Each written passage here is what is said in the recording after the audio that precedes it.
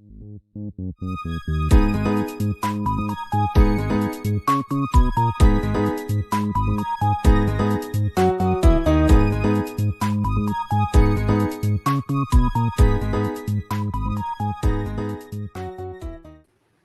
friends.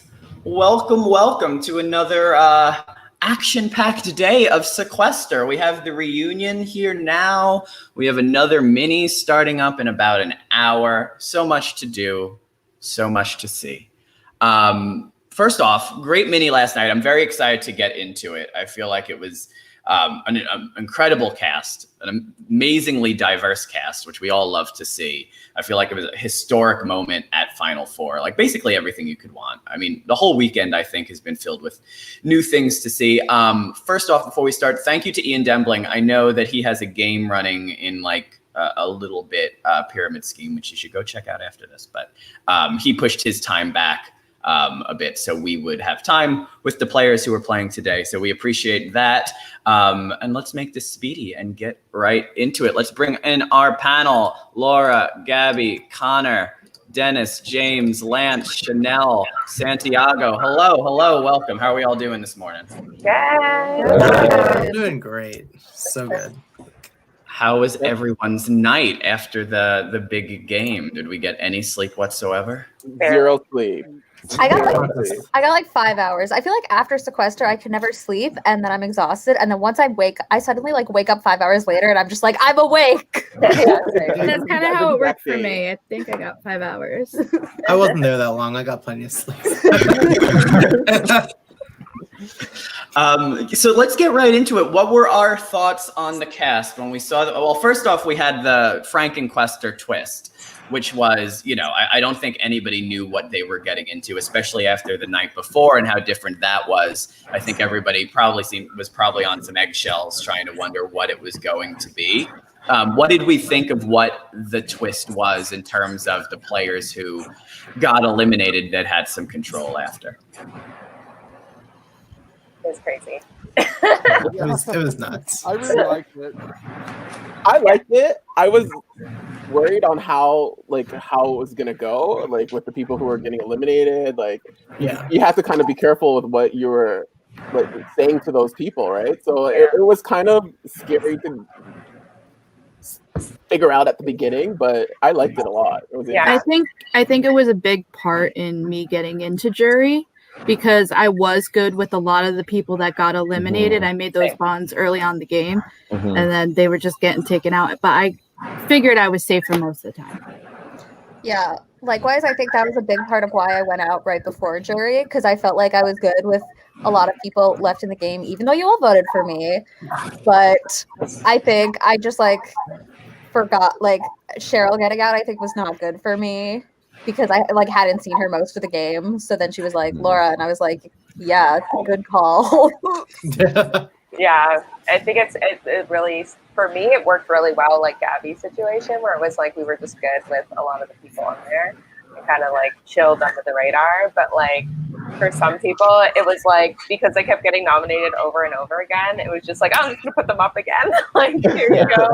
It's just easier that way. Poor Dr. Stan. Yeah. It was definitely unfortunate for those of us that got put up multiple times. Yeah, I think I was up 5 or 6 times. Why do people hate me? I don't know. I didn't know that. I was freaking out with that, because I was I literally, everyone I kept making friends with, either they were the ones going, but then they would put me up too. The ones that I was just so confused, because I was I just talked to these people. I'm not even seeing the people who are being kept off the block. But then I just kept getting put up. I'm what am I doing here?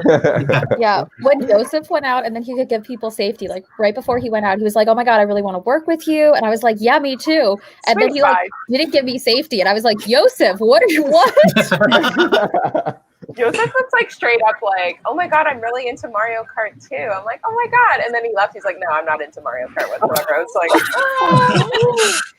Mario Kart? How are you not into Mario Kart? I was like, why did you have to lie? To just be oh, that's cool. You My favorite, my favorite compliment And I think the best piece of social game last night actually came from James when he got Aaron in a room and said, I actually just got finished listening to your music. And I was like, well, if that doesn't sell him, I don't know what. I was like, he said that, and I was like, oh, James, that was the correct thing to say to me. That completely flipped everything that I thought about James. I was like, okay, I have to keep Connor and James now because I can't lose either of them. So yeah, didn't work out, unfortunately. It did not work out. But it kept me from being nominated, so I'm good with that. Yeah. I feel like I wasn't in rooms long enough to like actually have discussions with people. But I mean, that might have been a good thing because it would just be like popping in and whatever. But like people are like, oh my God, this person talked about this. I'm like, I talked to 2 seconds to each person at this point. That's why I stayed in room. Yeah, that's why I stayed in room 5 because I felt like with a game like this, I felt like all of my interactions needed to be pleasant, but I didn't want to be top of mind when people were making a choice. So, being able to kind of connect with people and then kind of, get out their way, I'm out. That's totally what Charles did too. He was just like, I'll be in room 1 if anyone needs me. Like, yeah, it's also good for room LOSs. Like, just plant yourself and try and find them. Can we talk about how I was like, oh my gosh, we should put Charles up because he's just been in room 1. What is this strategy? Like halfway through the game, and then everyone's just like, yeah, okay, sure. And I was just like, oh, look who won. He was persistent. I tried. I know. I tried as well. But... I tried so hard. I put him. Yeah, and he also did really well. And we wish Charles is actually working today. He wanted to be here. Unfortunately, he couldn't make it. But he did really well in that room. And we'll get to it. But like, he waited in that room for a while, but not just waited, like he conveniently tried to get people out, be like, your name's out there. You should probably hop. You should probably go see that you are okay. So he could get there alone. But what were our thoughts on the cast? Like when we saw the intro videos, was there anyone that we were particularly, excited or surprised to see when the videos came on? Yes. Yeah, I'm really glad that they didn't have us up during to see our reactions because I remember seeing Mama Dude and Charles, and I remember going, no, I can't have this game. This is really bad for me in this cast. I don't, I have a curse of every game that I've played with Mama Dude. I finished 2 spots behind them. No. Oh no. Trend continued with this game. Yeah, but because I knew that they were going to be huge threats in the game and that they were going to be able to work it. But everybody else, I was like, but the whole cast as a whole, I was like, everything. Dennis's video surprised me the most. That was the one that got me. I was like, that's a really good video. And then I went, okay. That's all I can say on that. But yeah, we were trying to figure out. I mean, the large majority of Podquester was spent talking about Dennis and his brother and seeing if people clocked who his brother was and what that whole situation was. Dennis, tell me more about your experience going into the game and how you got invested in Sequester. Okay, so for me, going into the game, first of all, when I started seeing the cast, I was shook. I was like, wow, this is a really diverse cast. I don't know, like I was really excited about it, but I was also very scared. Like as soon as I saw someone like Charles, like I have been watching Sequester for a long time. So I did tweet a picture of me and my brother, Dennis. Oh, well, I just ruined it. Me and my brother, Daniel. But the truth is, yes, there is only one. It is Daniel. I actually, for me, going into the game as Dennis, the reason I did it, first of all, I'm sorry, what? wait a minute. No, wait a minute. Dennis, do you not know how much that video really affected the game? Because if there's there's a part of me that I don't talk about, and you hit right on that part for me. Okay, this is probably not the podcast for it, but anyway, that was the video to do for me. What? Wait, you're not? The hair here. There is only Daniel. So, Dennis, no, do you know how excited? so then You had me. You had me. the thing is for me, I didn't need to find this out right now. I was not ready. This is why I'll make sure you came on, Aaron. This is for the reaction. The twists continue. so for me with Dennis, I'm season 1. So I played season 1 game. Season 1, old school Yes. stuff. They uploaded that clip too, and I was like, "Oh, cool! Yeah, they're back." Yeah, so for me, I like it's been a long time. So like it's not that I was naive to think that people like would it's not like I thought I was so big of a name that everyone would know who Daniel was. I actually made the Dennis video for season 2, and I applied once and I didn't get in. It was closer to when I was playing a bunch of private minis. But for me, I wanted to come in as Dennis because there is this kind of like there's a lot of 2-time winners and stuff like that. But like for me, my game initially, like I wasn't a big player. Like my win wasn't anything big. So I just wanted to come into this game without having that on my shoulders. Like I didn't want to have to like live up to the fact that I've won the game before, or live up to like any expectation, or have that target for anybody who did know I was a winner. So I was like, let me just create this character. This is a character I've played half of my life. Took a little Instagram photo, filmed myself, like filmed an empty chair with me talking, flipped it, where it was then my sister coming in with my hoodie with the hand pointing to this thing I did. Movie magic. Just took the audio. Took the audio from the empty clip and put it so it looked like I was talking to myself. Oh my god! And that's it. That's magic. I didn't need this morning. Wait a minute. Oh my god! Aaron, where's the champagne? Break out the champagne. It really was just so that I could try to use the fact that I was a first-time player. I wanted to try to align with other first-time players, get further in the game, and then go for the people who. And I did want to keep some people. Like I've been around for so long, so I know a lot of the winners. I was actually very surprised that Dr. Stan was a winner, which was why at that point, all I could really do was try to push that fact and hide the fact that I was one too. So yeah, I mean, it worked out for me, I think. But I really was actually going to even keep this persona going. But when I saw what was going on Twitter, and like some people were really upset by the fact that Dennis was being helped by other people, which he wasn't, because it was just me. So just laying that to rest. It's all good. It was just one person. I will say, Daniel, I would say, as someone who has come in as a persona, I think what you did last night was the best, like, most convincing performance of a persona we have seen on Sequester. 100%.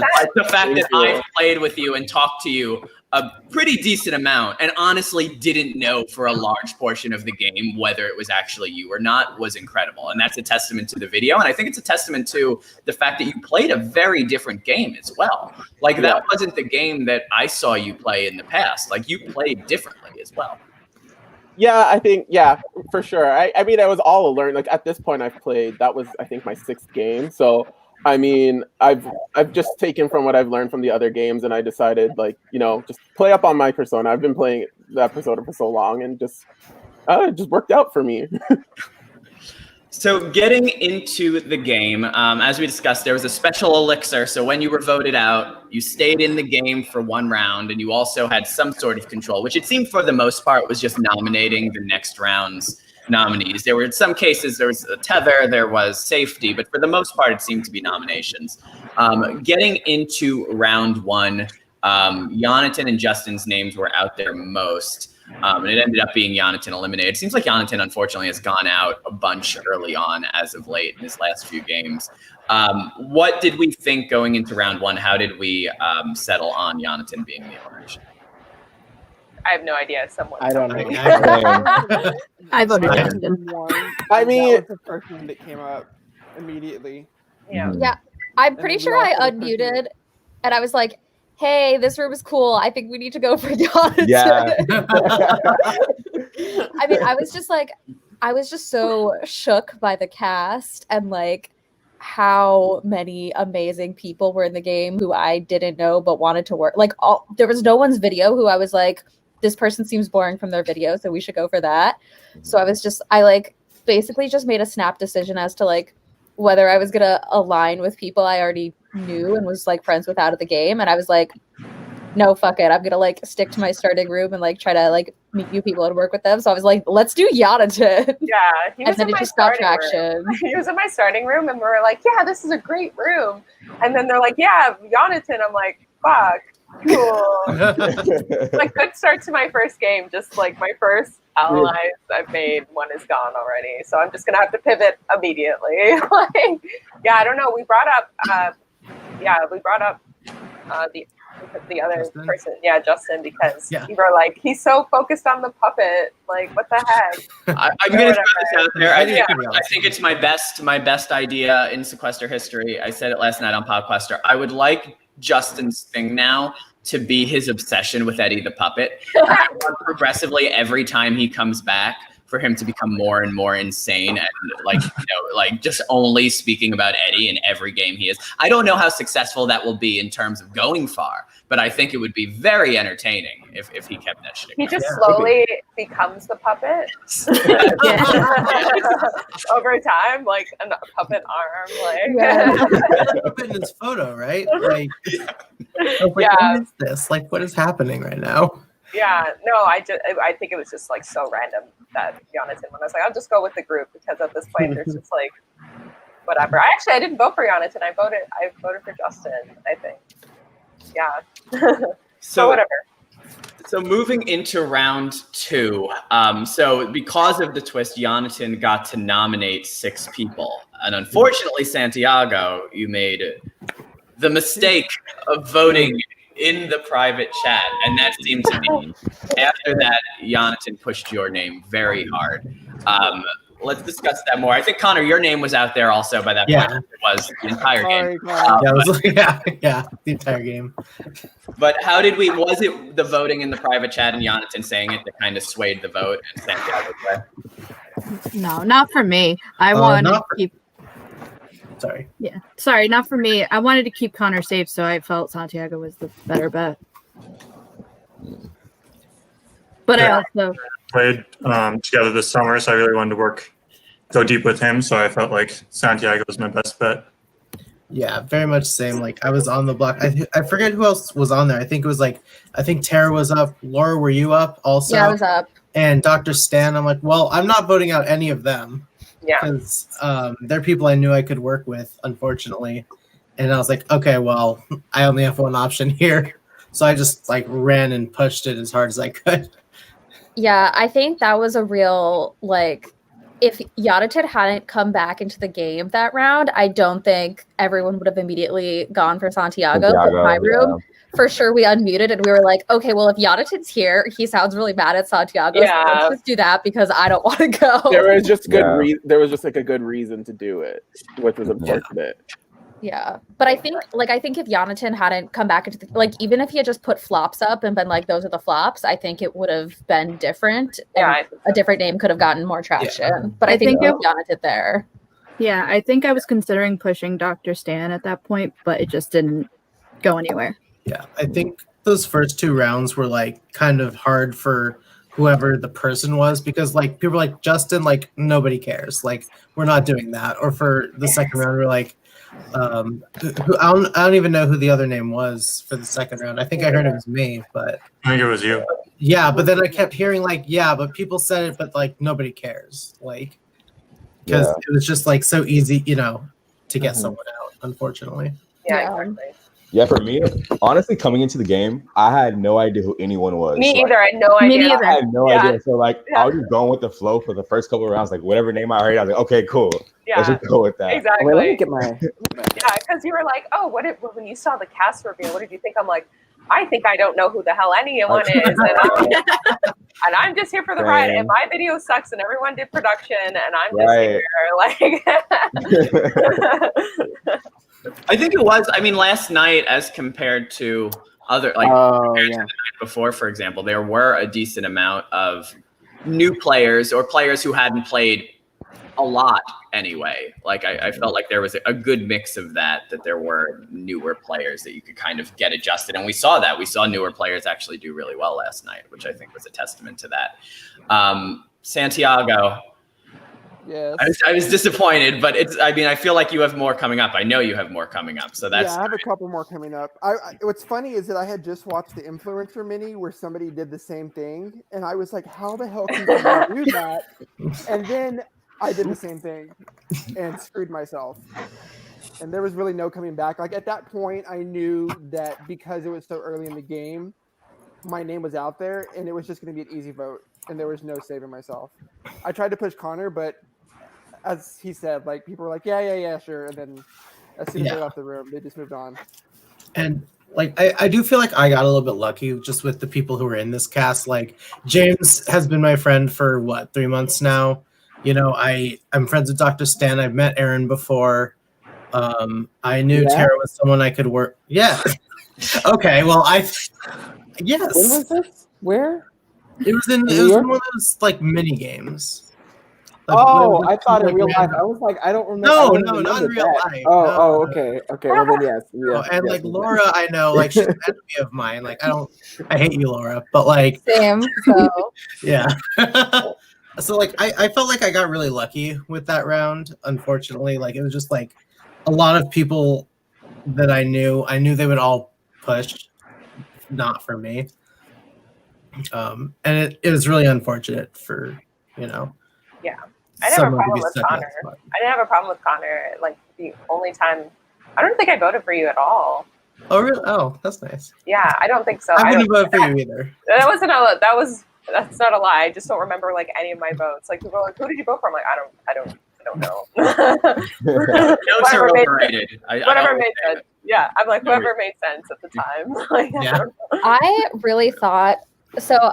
I was trying like not to like hang out with Connor too much because I wasn't sure if anyone was gonna know like we knew each other, and I was really trying to like save Connor for several rounds, and I really thought I was gonna be able to do it because I thought like people were doing really like I was like, guys, Connor is gonna be such an easy vote. He doesn't have any allies. He keeps getting flops. Like everybody keeps saying him. We need to go for someone else. And for several rounds, people were like, "Oh yeah, let's keep Connor in." And I was like, trying to do that too. I was trying to do that. Yeah, I thought I had so many allies except for Lance. Like, I know Laura told me that about Connor, and she was like, I think it was like me or Connor. And she was like, but Connor, she's just like, and I was like, if Connor stays, girl, I'm gone. Like what? Lance was the only person I was beefing with. Like, I was trying to keep Connor over Charles. I was like, let's keep Connor, and he just keeps being put up, and Charles never gets put up. And like people are like, no, and I'm just that would be great. I mean, Charles is a much better player than I am. Yeah. Oh man. But oh well. It didn't stick. I was having a hard time with the Connor because I wanted to keep Connor too, but I felt like I couldn't trust you. There was one time I came into the room, you said my name, and it's like, yo, we're working with all the people I felt like I was trying to work with, and it just didn't work out. Like I didn't vote for you actually for a while. Yeah. Same. It was impressive, and we'll get into it too. But I was I didn't mean to make this about me. Sorry. With your game being how in danger you were, how much you survived was very impressive. But Santiago, I feel like it was. I mean, it's a mistake you won't make again, I feel like now. Absolutely. You learned your lesson, and that will never happen in your future games. What was your experience overall on the night? I had fun. It was actually I played last Saturday, and I really enjoyed that cast. But I felt the way that this all spun out kind of was a lot more fun because of the twist of putting 6 people up each round. And I'm glad that we didn't keep picking the same 6 people. And it was kind of it gave it more odds for people to get taken out. Absolutely. We're excited to see you play again. Thank you for coming on. Of course. All right. So moving on to round 3. The nominees were Connor, James, Justin, Dude Mama, Dr. Stan, and Tara. And this was the round where Justin was eliminated. Let's talk a little bit about the mod LOS, because that was something that started to come more to fruition this round, where people started narrowing it down that it was probably in room 1. And then room 1 was just packed for the next like 3 or 4 rounds where nobody could get in because everybody was parking it there.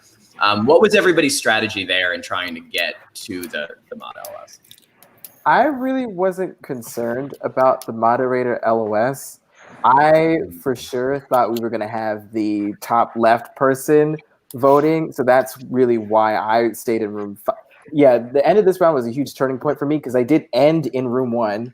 I ended in room 1 at the end of this round with Cheryl, Dr. Stan, James, and they convinced me to leave during room roulette. And then I just stayed in room 5 pretty much ever since, and I felt like that was tough. But I tried to stay in the top left so I could at least have that position in case that twist came up. That was really more my concern in these rounds. Yeah. I didn't care about that at all. Yeah. For me, I was big time concerned. Yeah. For me too. Oh, sorry, go ahead. Oh, I was just going to say that I felt really good with Charles throughout the whole game. Obviously, if you watch back, there's a point where we both tell each other we have LOSs. But I sensed he wasn't going to leave room 1. So I was like, well, I don't want to stay here. And I want Charles to get it if anyone's going to get it. So I'm just leaving and not dealing with room 1 anymore. I just didn't want to be in room 1 because I'm like, everyone's in room 1. So I'm like, I don't want to be on anyone in room 1's radar. So I'm just going to keep flopping everywhere, and I'm never going to get it. I was like, Charles is never going to leave this room, so there's no point in me being in here. I didn't even know it was in room 1 for a while. So for me, I was trying to get it, obviously, but then at the same time, I was just like, there's so many people in all these rooms. I just started trying to take it as an opportunity to try to build connections. Like, as soon as they, and by the time round 3, I haven't gone up yet, so I thought I was good with people. So as soon as Dude Mama's name went up and me and him were in a room, just the 2 of us, I was like, I'm leaving, like, get it. And then I left. So, yeah, I wasn't worried about it, but I at that point didn't realize there wasn't going to be other LOSs. So I was still like trying to look at the screen, and then I was Same. like, I was like, I thought I was hallucinating. I was like, did no LOS come up at all? They talk about it? Yeah. Hey. Dude Mama. Hello, everyone. Yeah, I definitely feel like last night had less LOSs than we typically would see. Like there were only a few. Were there only 2? That's crazy. Oh my gosh. I was like, crap, I can't protect myself in any way. I, on the other hand, was super grateful because I've been LOS'd like 2 out of the past 3 times I've played. I was like, you can't get rid of me now. Oh my God. Yeah, at some point, either in like the 2nd or 3rd round, I unmuted and was like, Mod, I have a really dumb question, but like, are there LOSs? What's happening? Like, you guys had said anything. And Joe was just like, you'll see, basically. And I was like, okay. I did appreciate that people were still asking the mods for LOSs, like far longer than they should have. Well, I didn't finish the LOSs. I kept asking. Round 10. I kept asking too. I was like, let me just do it. I didn't know if it was supposed to be just the one, but at some point, I think it was Dylan, just was laughing. I was like, I left the room and came back. I was like, wait, do you have an LOS? And it just started bursting out laughing. I was like, well, that's true. You didn't tell me no. And then I left. So that round resulted in the Justin elimination. Santiago was pushing Connor, but I didn't get much traction. It seemed like it was more either going to be Justin or Dr. Stan, which there was a lot of traction on Dr. Stan in those early rounds, and testament to him, he'll be on here shortly, the fact that he managed to avoid that consistently every round. What were you all thinking in that round where Justin left? I said, thank God I eliminated him because he put me up the very next round. So I was like, that was a good call on my part. Yeah, for me, I was already up twice, and I was like, okay, well, Justin was in my starting room. I think he won't put me up. So I was just like, okay, Justin's got to go. Goodbye. Like, you got to go. I'm sorry. I voted for Justin all together, so we all just agreed to push Justin right at the beginning. And I think he was kind of sunk from there. Yeah. I kind of wanted to keep the winners in at that point because I wasn't like heavily working with Dude Mama or Stan or Austin because I just like wasn't seeing a lot of them. But I was like, oh, I don't know, maybe we could still get something together. And it never really came together. But I deliberately avoided you because I just assumed that you were working for us, that Austin was working for us, Stan was working for us. Like, I was just like, let me run and make sure they're safe, and then I'll probably be safe too. Yeah, I really didn't want Stan out because when he was in my like first room, and I was like, you're the only pro. Well, Price was in our room too, but I couldn't get a read on Price, but I could get a read on Stan. Like every time I would run into him, we were like, okay, we're good. But Price, I didn't see like the whole game for some reason, so I really didn't want him out. And it's good to have like winners in there because they're gonna be like, oh my god, another winner. Let's like take them out at the end, or like keep them till the end and then take them out, right? So. Well, like, discussing that a little bit, Dude Mama, I was great. This was your first patron game, correct? It was, yes. Yeah. It's crazy because you've become, and I think we even saw it more last night, like kind of a Sequester legend at this point. Like everybody knows who you are, and the fact that everybody knows who you are, but you've never played a patron game is kind of crazy. Yeah, it was weird. I was like, my videos must really suck, or they just don't like me, or like, I don't know what it is about me that just doesn't seem like a Friday night kind of girl. So then I got the email and I was like, they always do say, like, it's just when you've given up that you're going to get it. And sure enough, I'd given up. But I sent the tape in because, I wanted to joke about my imaginary 214 mini with Mahatma Gandhi and the like, and yeah, it worked out. So go after the Justin elimination. We had the nominees of Dr. Stan, Austin, Dennis, Aaron, Charles, and Fredo. And this was room roulette to save. So Dr. Stan actually got removed from the block, which was probably really good for him, considering how in danger his name was the round before. But this round resulted in Fredo's elimination. It looked like it was basically going to be Austin or Fredo the entire time. Any thoughts on this round specifically? I was shocked. I was shocked too. Yeah. I voted for Austin. Yeah. Sorry. Did you? I thought it was. Yeah, So did I. I was happy with that one because I was in the room that Stan was in when he got saved, and I was like hyped. I think that's when me and Stan kind of really solidified our like bond because I was hyping up the whole time, like in silence, like yes, you're not gonna get it or whatever. So I think that's when we kind of bonded. And also I was happy to see it stay or whatever. But yeah, with the Austin, I kind of wanted Austin more than Fredo because Fredo's so cute. So I love Fredo, and I really wanted to work with Fredo. Yeah. I didn't think I had a chance just given the game board. I knew that I had to keep people that were like seen as threatening in, and Austin couldn't go there. I was low-key gunning for Aaron, not like actually verbally, but I was. We played together. Aaron lost to me in Pride, and then targeted me in Love Island because of it. So I was like, I know we have to bury the hatch openly, but like the second that I got a little bit of room, here was my thing because that's why I was freaking out as soon as I saw Mama Dude on the screen because I was like, oh my goodness, am I going to get screwed over again? This is the third game that I'm playing with them, and not directly. I had no hand in your elimination. I didn't end up pushing you, but in my head that whole time I was like, I got to go. Got to go. Yeah, so that was my fun low-key, more than Charles rivalry through the game. But I was very quiet about it. I was gonna say, speaking of got to go, this is the first time I'm going to forcibly remove people, but Aaron and Laura, you need to go win a game. So I have one last thing to say about room roulette, which is I'm curious what Daniel thought, but my favorite moment was me, Daniel, Charles, and Price starting in a room together, immediately declaring we need to leave, but then staying and talking and hanging out, and then the room ended, and we were like, "Oh fuck, we were all gonna leave," which I feel like is a very fun game today. We need to do something strategic. Me ignoring it to hang out with people. Me then being like, "Oh fuck, I forgot about the game." That is exactly what happened. We really did just forget about it at that point. But sorry, you guys have to go. So let's see what you have to say. Okay. Yeah, and the only thing I wanted to before you leave, I wanted to say was I thought the plan that I made with Connor and James to rig the vote for Connor so he could pick Lance was going to work, but I didn't. I fully didn't understand that plan. I didn't know you. It was eliminate you so you could guess Lance, so Lance could leave. Okay, well I voted out James, and I'm glad he didn't pick me. I didn't vote Connor either. Yeah. Okay, we gotta go. All right, guys. Have fun. Appreciate y'all. the Bye, friend. guys. Bye, guys. Bye. Okay. Bye. All right. So going into the next round, it was the tether round. So Fredo created 3 tethers: Tara and Yosef, Price and Dr. Stan, and Austin and Nicole. And this was the round where Austin and Nicole were eliminated. It seemed to be more because Austin's name was already out there.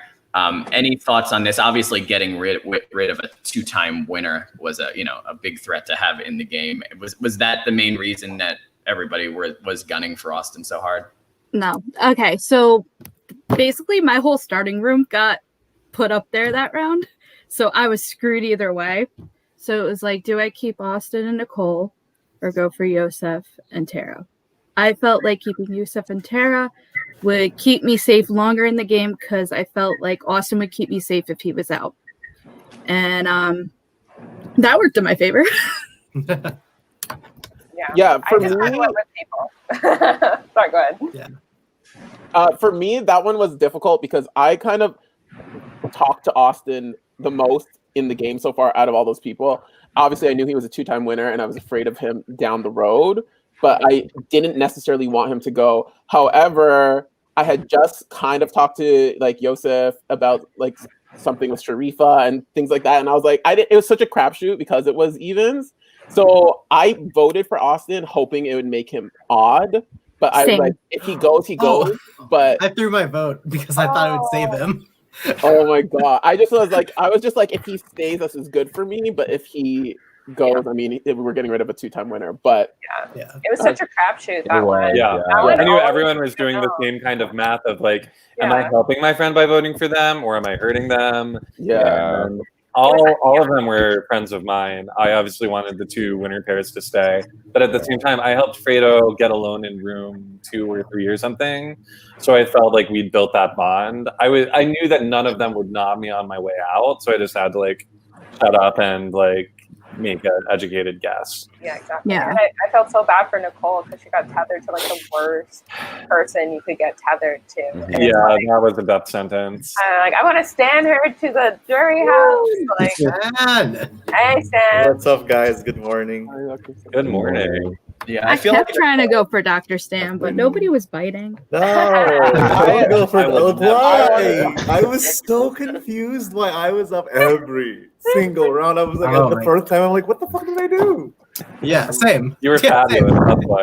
I felt the same way because after you, it was me. After you, so dude, so Daniel, literally in my DMs after I opened Twitter, literally like I get 7 messages from like Alex Dave. I'm like, holy shit, did you not know that's Dan Clark? I'm like,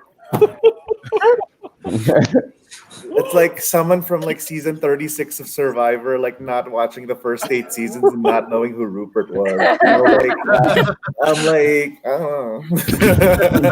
And that is the thing. I feel like, because Daniel, we're in that very brief category of people who don't have our minis like recorded. You can't go back and watch them. So I feel like, there is, if you don't play as much and aren't as a parent, I feel like you can kind of. Yeah, I got DMs. They're like, Stan, we were like standing for you to like expose him. He's a previous winner when he called out the winner. I had no fucking clue.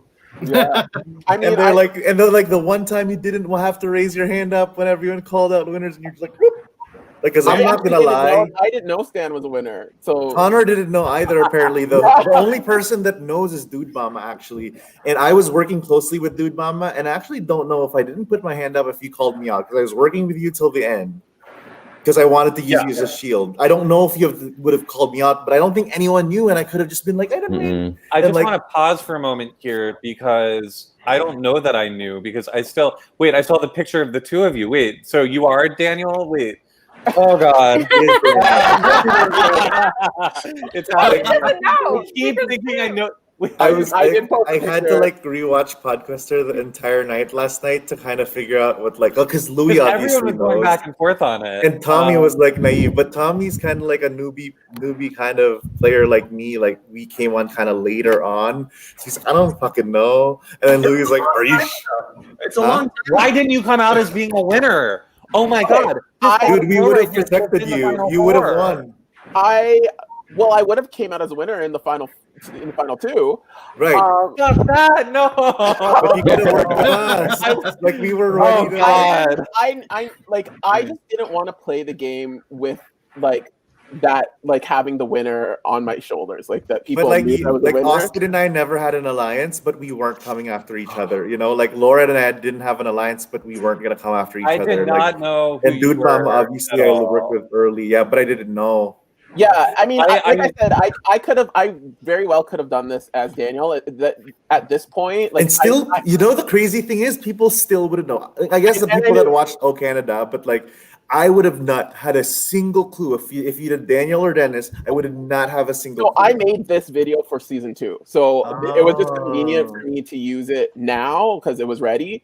But I also, I really wanted to play a game where I didn't feel like I didn't have to like all the previous relationships. I didn't want to play with previous relationships. I just wanted to have a clean slate. Which is fair. Play as a newbie, and then I could work with the newbies, or I can try to protect the vets, and eventually come out to the vets as Daniel. So yeah, I mean, yeah, that's what I was gonna sell it in my jury speech. It was. I knew that your plan was always like if you dropped it, if you got to final 2 and dropped it, I think you would have won. Well, it still would have been tough against Charles. I feel like it would have been a close battle, but like in other cases, I think you would have won because it would have been such a respectable move. Because how the hell? I think Charles did know. Like me and Charles have played a game together before, and he would keep being like dropping like your brother stuff, and I was like, haha, yeah, they're both here. So Charles knew. So going into after the elimination of Austin and Nicole, we got into round 6. So the nominees were Cheryl, Connor, James, Tara, and Lance. And this was the James elimination where you had the opportunity to guess who voted for you to switch spots with them. But the guess of Lance was wrong. Let's talk a little bit about how we got to James, and then also talk about how you made your guess and why you went with Lance. But how did we get to that elimination? So James's name came up at the beginning when he got confused with Justin. And I think from that point, it just became easy because people had already said it. And again, I needed people that were coming off as like very strong players. And James was playing a good game, but it wasn't flashy. So I knew that he wasn't going to be a shield for me in any type of way anytime soon. Mm-hmm. And it just, I think, what was the list again? It was Cheryl, Connor, James, Tara, and Lance. Yeah, it would have been James or Connor, I think. And then it just so happened that James's name gained more traction. Mm-hmm. Yeah, I remember. I was throwing out James and Lance, but I went with James because that was a consensus. Yeah, for me, I didn't want to vote for any of the girls. So I was just tossing out James and Connor. I was just like, anybody but me, I was just tossing it out. Yeah, I started by pushing out Cheryl because I thought me and Lance were good, and I said that to Chanel, and she was like, I don't know about that. Well, I was like, okay, I'm down, and then I went to another room, and they were like this and this, and I'm like, I've heard Cheryl. Like, no, I'm like, okay, cool. So it's James and she was the only one I thought I wasn't really working with because I thought me and Lance were good, and then I started to hear that Lance was pushing me, and I was like, Lance, what's up? I thought we were good, And I obviously didn't want James to go because I've known James for a while. I did end up voting for him, and I was a little heartbroken about that. But you just went with the consensus, I think. Yeah, makes sense. I felt like it was me or him. I never told anyone to vote for him, but I was like, oh, fuck. And I was surprised by your pick. I guess it makes more sense now because I didn't really know how close you two were. But to me, because it seemed like Connor was in the most danger, that would be the person that I would have thought to guess voted for you, not knowing that the relationship that you two had. But what went into your thoughts in terms of picking Lance? So Connor, Lance, and I had started the round in the same room together. So room limit, so Connor bounced right away. Lance said he wanted to push Connor, and I thought I was gonna keep bouncing to push that, and it felt like no one was actually leaving. So I got paranoid, and I got the feeling that Lance was gonna push me as soon as I left. And I don't know if that's what happened or not, but that was what my gut was telling me. They never have I pushed Connor because he was the first one to leave the room. I was like, okay, he's the first one to leave. I'm gonna push Connor. Yeah. I left the room, and after that, all I kept hearing was James, and I was like, all right, then it's James. And I just have to give my 2 cents on this. Is first of all, I want to comment on how resilient the people that were put on flops like back to back rounds. Yeah, and like Connor, obviously myself.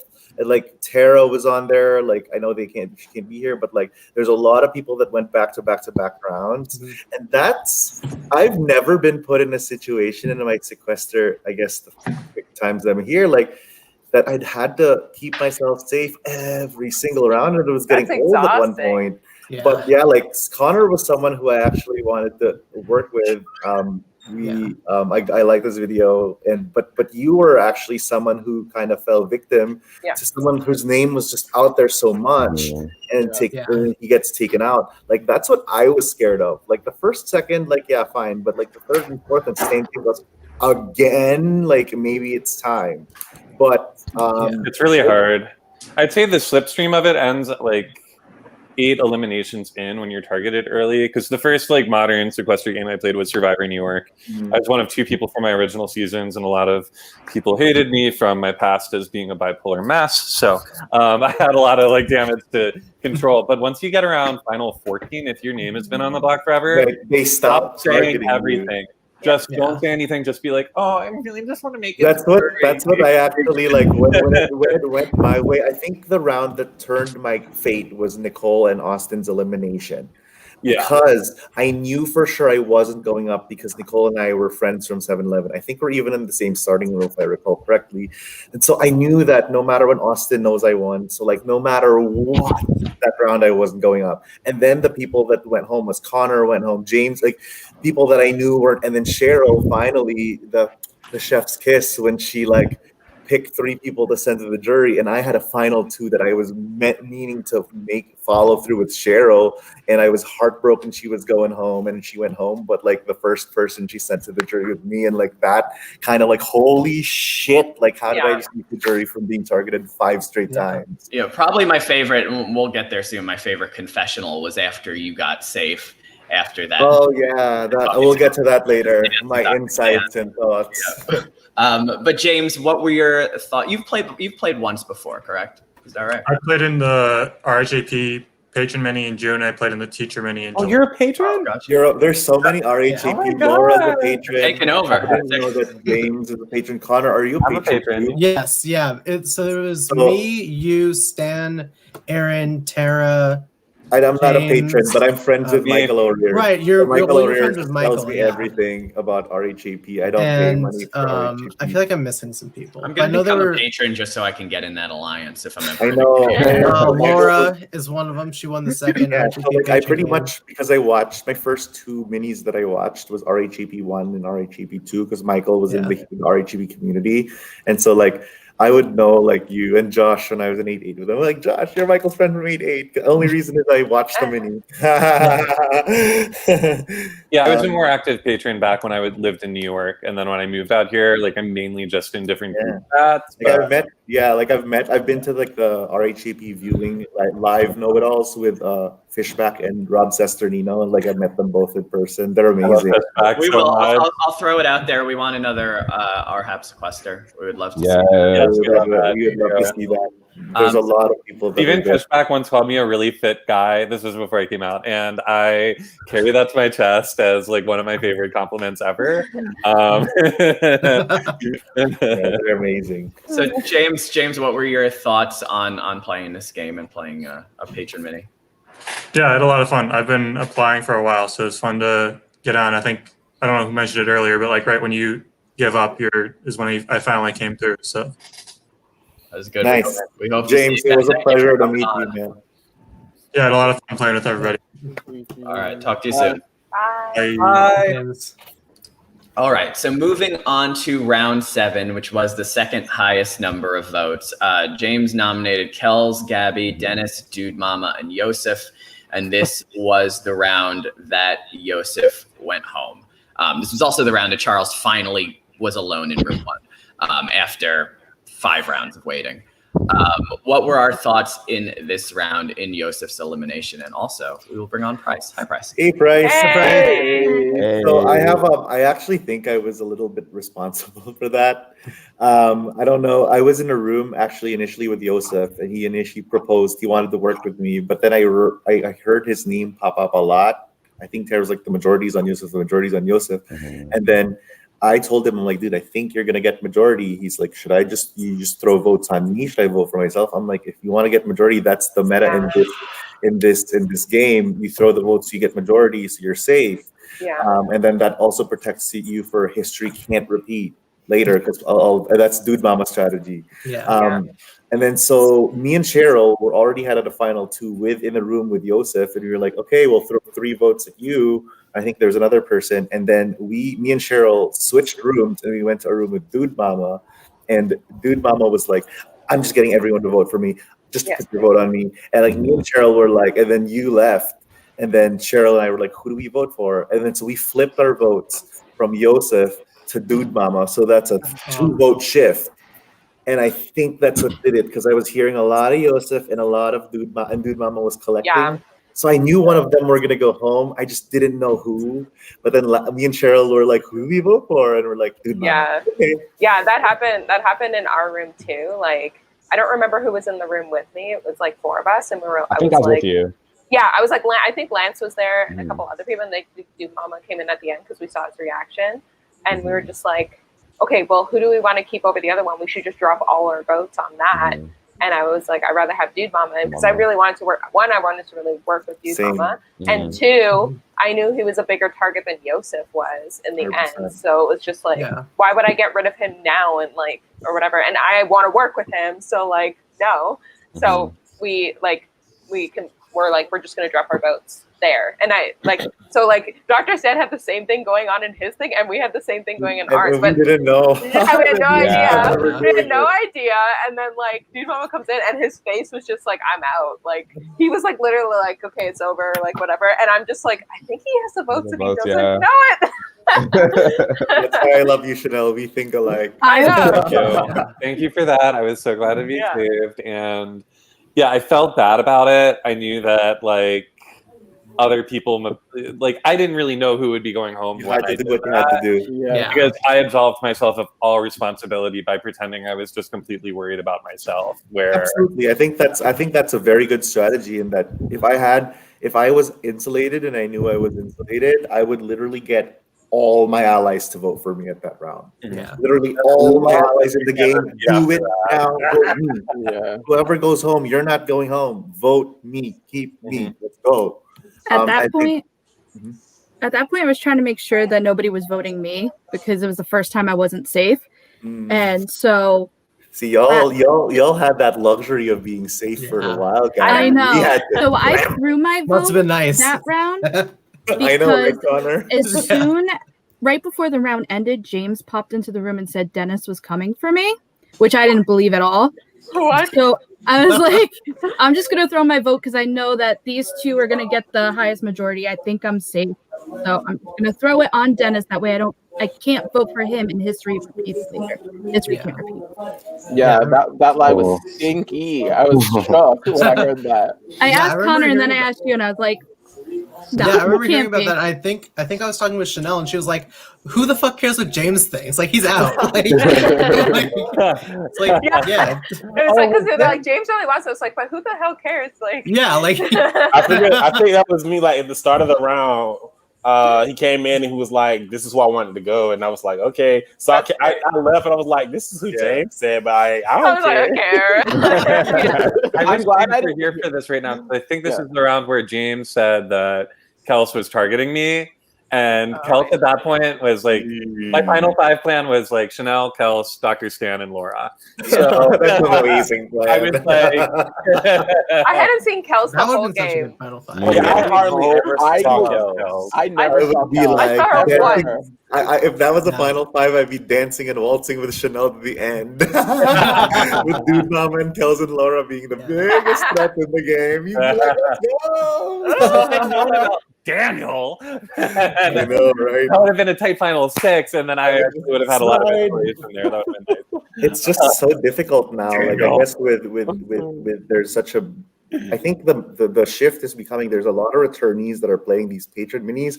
There's not an influx of new players, but then we love the new players that like Price, Chanel, like I think Lance you've played before. I don't even know if you have. So Lance, like And Gabby. Gabby, haven't played before? Is your first Never. time? This is my first time doing I think anything there's an like amazing this. mix. Oh, and, like, wow. I'm right, you did amazing, and like it's easy to just work with the veterans because you know their style.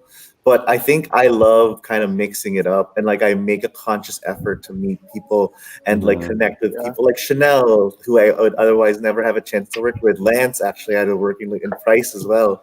Like I wanted to. The only person like Dennis, I never got in a room with you that much the whole time. I know. Daniel. I mean, that was my problem too because I never got, I never in a room. necessarily had anything against you, Right. and I wanted to work with you, but it just and it's we fine. putting that together, and our names were up so much at one So point. much you had to scramble, and I respected you because you kept my name out, and when you were up, I kept your name out, like as promised. And I think we kind of mutually got ourselves further. But I never was like in a room with. I was in a room with a lot of these people. Connor's also someone I never saw in the game. Yeah, I hardly saw Connor either. And that was one of the reasons. Anytime Connor's name came up, I was just like, okay, let's vote him. I was trying to push. No, I was actually. I trying saw to push Connor a lot. Connor out. Like I was trying to deflect as much Connor votes as possible. Like I knew I was in a room with Connor, so if Connor was scrambling for himself, I was scrambling for Connor, and I was kind of deflecting as much Connor. Yeah, and no. But I don't know, like I couldn't very get much there. Was, when your name kept coming up, I was like, "Well, it's not me, and it's not Stan. Like, I don't have to see him, but I know he's not pushing for me. not coming after you." Yeah. So going to after the Yosef elimination, he had a choice of either saving 6 people or nominating 4. Chose to save 6, which I feel the nicer thing to do, probably. I feel like most people would probably choose that. But saved Gabby, Connor, Cheryl, Kels, Dude Mama, and Price. And this round was where Tara got eliminated. This was either Tara or Charles. I feel like this was one of the rounds, one of the few early rounds that Charles was actually in a bit of trouble. But it ended up, he had so many connections, it felt like, though, that it was never actually going to happen because he did have solid alliances all around. And I think he had Wakanda backing him up. Oh yeah. It's true. Like it's a true thing. It's I true. worked with a lot of POCs this game because I saw that there was a lot of POCs this game, which is a little bit more. I don't mind talking about this because I talk about it all the time, but like with full sensitivity, like they're gonna work together at the end. It's kind of, I am a POC myself, although I am not. I'm an honorary Wakanda. Like I feel that there was going to be people that are protecting Charles at that point. And actually, the round that me and Price kind of got tethered together, one of my campaigning points to stay is we're the only 2 PO. They were saying, oh, Stan, you might be in trouble because Nicole is one of the girls and Tara was one of the girls. But we are the only pair that's POC. Yeah. So I was like, if y'all take us out, you're taking 2 POCs out. And so like that was my campaign to a couple of people. And I know like my Laura and Dude Mama and all of them weren't coming after me. So like if I got enough people not to put my name out, I'm not going to even get a vote this round. So that was continue.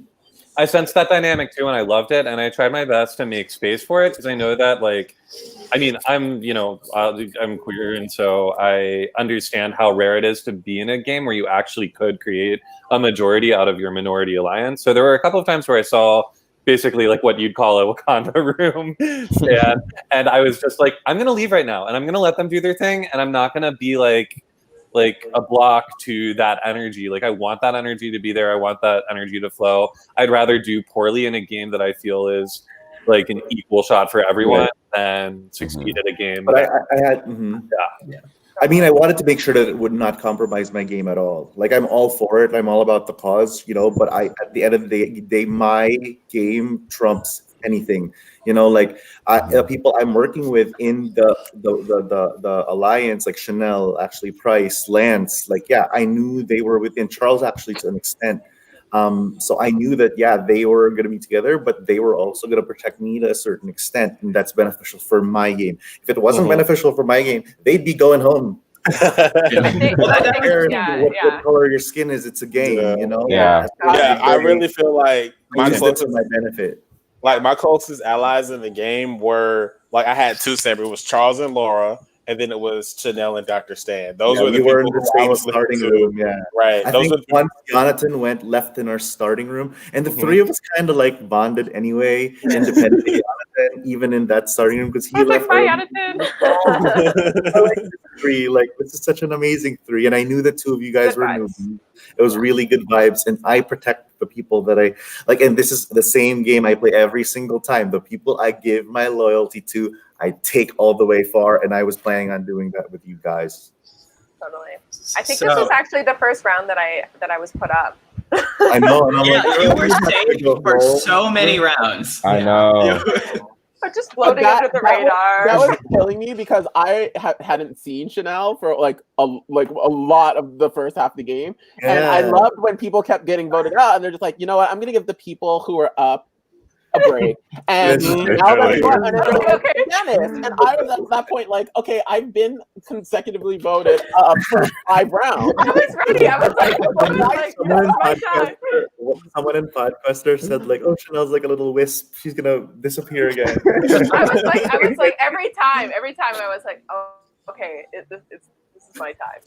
What was funny to me was the people who put me up were the people I voted to keep. Like, the people I voted out never put me up. But as soon as there was somebody who went that I didn't vote out, I was up. I was like, where's the connect? I had a strategy coming into that twist because my name was up so many times and it didn't work. I think I posted it on Twitter. My strategy, because my name was up, is tell the person that's going home, dude, you're 100% safe with me. Like, I'm trying to push this name out, blah, blah, right before, and then moderator, mute the microphone. So the last thing they hear is Stan's protecting you. And then I go on my Skype chat and vote for him or her because that's their name that's coming up. So they go home, they have to put up 5. I'm not there, but guess who gets put up on the 5th pick anyway? That's the hard thing to maneuver because I feel like there was kind of like in a lot of cases people picked based upon, okay, well, who hasn't been nominated lately? Right.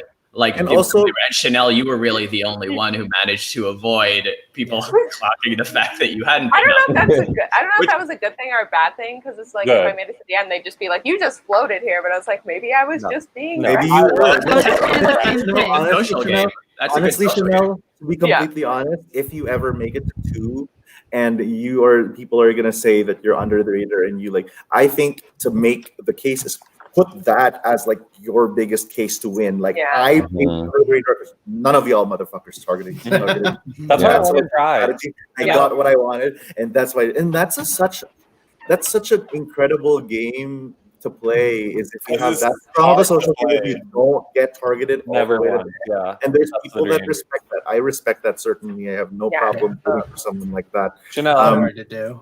I think there was a bias towards or at least there's a meta right now where it's like, oh, if you let a winner get to the end, they should win, like pretty much unanimously. I think you would have broken that wide open 20 times over. I think you could have beat anyone on the table easily. I thought you were the biggest threat in the game. Silent threat. So after, and I would have gone to the end with you, and I've been happy to lose you. If I made jury, I would have voted for Chanel for sure.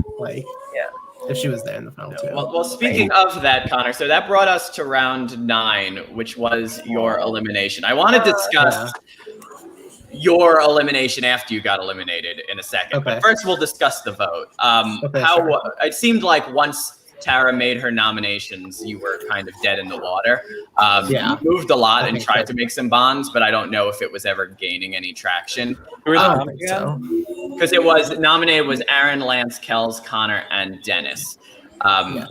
was there any other consideration for votes there? It seemed like, I know there was a little bit of pushing for Kells from Laura, but aside from that, there wasn't much movement. Yeah, Laura was the only person pushing Kels, but when I went to other rooms, I think I walked in on Dude Mama telling Kels that Laura was pushing her, and I was like, "Yo, Laura didn't say that. Laura was pushing Connor. No, 'cause I was trying to keep the target off Laura as much as possible, and I still wanted Connor to go." Yeah, I felt like at that point, like everyone, it kind of felt like I was being given a runaround a little bit. Like every time I go into a room, they'd say like, "Oh, we've heard Dennis, we've heard Lance, we've heard Aaron." I'm like, okay, like. I would have voted for Aaron. I didn't know. Previously mentioned. I was hoping for you to bring it up specifically, Connor, because if you did that, I would have hustled it. Yeah. I mean, at that point, like, I kept asking people, like, well, what, like, I mean, at this point, like, I feel like I have to push Lance because he's the only one, like, that I'm not working with. But, like, who else? Like, I asked a couple times, like, who else could I push that would keep me here? And I don't think, I mean, maybe, you know, you would have gone for Aaron, but I don't. You know, I feel like there's nothing I could do at that point. I probably would have gone for Aaron. I would have also voted Aaron. I would have too. I would have as well. I actually did. I actually did. I voted Lance that round. Push it because if I pushed it, Aaron would totally nom me. Yeah, because my thing going into stuff was like, if a nominee was in the room and I was like, okay, well, who do you think? And if you had said Aaron, then I probably would have left and been like, hey, I've heard Aaron. Like, what are you guys thinking? Like, because Connor's kind of like on the block all the time, so like why would we get rid of a target or whatever? Right, yeah. You know? Yeah, I was kind of surprised. I thought I was gonna go that round because every time I would ask him like, have you heard my name? Like, oh no, and I would push Connor. Every time I would say your name, Connor, people would be like, or they'd be like hesitant. That was the opposite for me. It was always Connor. I think it was you, Chanel, because I remember talking to Chanel that round, and she was one of the people saying Connor's always up. He's a perpetual pawn. Like, don't keep, like, let's keep him. Like, Yeah. Sorry, go ahead. I think you were playing a really good game though from the bottom because you were on the end of my list that had to get the chop eventually, and you made it the longest out of everyone on that side of the list except for Aaron. I wanted to work. I really wanted to go deep with you, man. Honestly, I actually voted Lance that round. Oh, really? I think we would have gotten. Yeah. Oh, okay. I want to give a shout out at this point to just say Dennis or Daniel and Lance. Like, I never saw you at all during the PGary phase, but I had your back 100% of the time. And I hope you had the same for me. And I wish that I was able to, like, I think if I'd found out that you were a winner, Dennis, I could have found a way to merge my, like, here are the winners alliance. Here is the starting room alliance. Let's make this together as a force and like clear the way to the end. But I didn't know that. And so that's why safety chain, I was like, Lance, let's like, I want you to know I'm still thinking of you. Don't forget about me. Like if you get rid of Charles, I've still got your back for a little bit. I don't know if that would have been true, but you know, I wanted to open that door. I kind of wish I had seen more of like Lance and Dennis Daniel. I feel like I saw none of you guys. Whenever I saw Lance, I always make sure to say like, you know, I got you, and then like that's all I said. Like we never discussed the votes. Like I got you. Like with Price, like I was like, well, me, Price, and Stan were at the beginning, and then Stan talked to me and was like, me, you, and Price are good. So I was like, okay, I don't have to worry about seeing Price ever. But because I think we're good, but like with Lance and Dennis, I would see them for like a second, and I was just like, "Oh God!" Like I don't know what they're thinking. I felt that. I felt that honestly with Price and Lance and you too, because I was like so scared because I was like, "Oh my God, I'm not seeing them at all." So like when this round did come around, I was so scared because like I was seeing Connor so much too, but like I was like at the same time I thought I heard you throw out my name, so I was like, and then I came to you and I said, I don't want you to think that because I was saying that's who I do not want to vote for. So I believe. But then you popped him through. I did believe you, so I was okay. So that's why I voted Lance that round because it was a battle back. There's a battle back aspect to it. So like I was scared of that. So I was like, okay, if we get Lance out here, I don't know where my relationship is with him, but at least he has a chance to come back in. Whereas with you, I was so scared that you would put me up if you were throwing out my name, and that's what happened. I mean, I did. But I feel like one of my mistakes there was like thinking that some people had my back more than I should have. Like I thought Dude Mama would have my back. I thought that. See, Well, A and lot I of thought people Charles thought would that. have I'm my back sorry. that round, and that's fine. But like, I was under the impression that they had my back more than they realized. Like, I feel like I should have verbalized more that you're someone I want to go to. Like, at minimum, I mean, like, because obviously you're a winner, and I was like, well, I would go to at least final 6 with you, and like. So I think I should have people verbalized that like, more. at It's like, that in point, I don't know that would have swayed me too much. And sure enough, Okay. I didn't my regret advice, it. Well, that's my fine. advice for that, my advice for that, like in the future, if you, because I know, like, there's people some people have a difficulty like getting kind of far and deep because they were early targets, and I think someone even said if you have an early target, it's a death sentence, and like I proved yesterday that wasn't the case. And I think what I did was when I pinned people down one-on-one in the rooms, I knew exactly what I wanted to say, how I wanted to be received. Like when I was in a one-on-one room with Dude Mama, I'm like, dude, I know you, I got you, you know that, like, and that solidified something. Like, although I made it known to Dude Mama that no matter if I see them in a room or not, I got them. And like I said that to you a couple of times. Chanel, obviously. Cheryl was someone who was in a room with a lot. Like I was talking to her a lot. Like we almost had a full-on conversation in one of the rounds. We were both safe. Like, and I think that helped a lot in my game, because I was like, people approached me like Joseph wanted to work with me, and like I knew that I was getting insulated more and more after every single round. But I think what I said, instead of saying, hey man, I got your back, like, okay, cool, like I'll look out for you, be like, I want to go to the very end with you. I think you're in my end game. I think we would mutually benefit with each other, and like next round, let's do something together. I think the delivery and how you want to, because that comes off way more genuine and way more assertive in an early game, because not a lot of people offer those deals right away. So if you're genuine and you want to really keep those deals, in which I was with the people I gave my word to, that's something that I think low-key carried me through the first earlier targeted rounds, because I knew people like Cheryl, you, Dude Mama, Chanel, Price, Lance, Aaron, Charles, even to an extent. So I let Charles actually get that LOS in one. It was me, Laura, and Charles talking. We were like, dude, I can leave. You get the LOS. Just don't use it on me. Like, I got your back. I thought he got it when it was me, him, and Lance in one. Right. No, but I know I was kind of pushing for Charles to get that LOS to force foster that trust, because I knew he's a threat. I wasn't for. So, like, I think in the future, this is a learning point for me too. Like, I've never gotten targeted so early, so many times, and I had to scramble. But if you make those genuine connections with people, like by genuine you mean like they think the same thing that you want them to intend. That keeps you long enough in the game, because we were nominated probably the same amount of times, Connor. But your name came up way more than my name came up.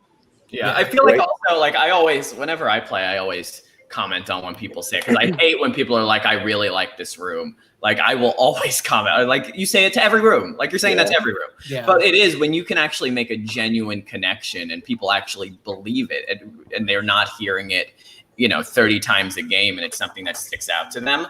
It will be something that is noted, and you can go far. And also, I think to be fair to Connor, what I do want to say is that Stan's positionality helped him a lot. A lot of us were looking at him as a shield.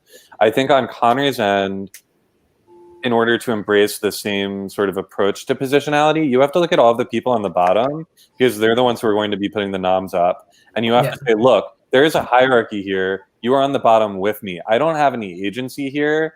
And I'm not going to nominate you if I get out. Let's make sure that we're nominating the big threats if that comes up, because it makes sense for you to work with each other because you have something to offer each other. Like Connor, like I loved you having met you, but going into the game, we weren't in the same starting room, and you got on the block immediately.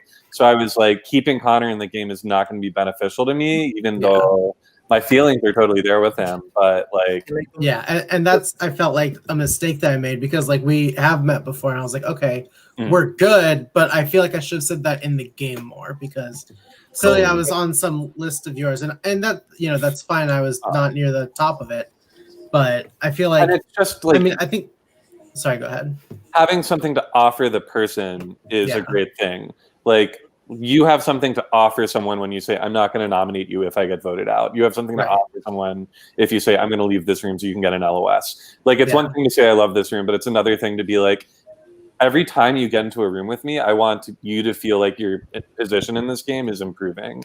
And I didn't feel like you could do that for me. So you had to go find people that you're like, look, without me, your game is not going to go as well. Every time you come into a room with me, know that I'm going to make your game better. Yes, I completely echo what Mama says. Is like you have to offer someone. First of all, you have to have a read on the person you're talking to, right? 100%. What's Chanel's benefit of working with me? What's Dude Mama's benefit of working with you? What's Lance's benefit? Like Lance, I remember getting in a room with you. I'm like, dude, no one's gonna think that the two of us are working together.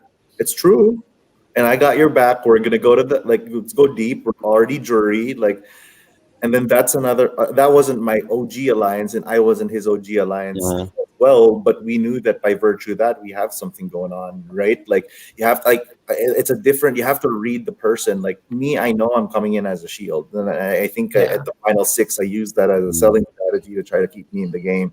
I think the first few rounds, like I knew people were going to use me as a shield, and I'm like totally cool with that. So It's a lot easier for vets because we know exactly what position will be assigned going into the game. But to be, you have to understand too. Like I would be naive to just fly under the radar and just be like, "Oh, don't target me because I'm a that doesn't work anymore." Yeah, maybe my position would be different if people knew that I've been to the final 2 and lost by 1 vote. But like, if people knew, maybe that'd be different. If you started blowing up your threat level, that would have been helpful to me. I would. Well, yeah, you knew, Stan. Yeah, but like if I didn't know that.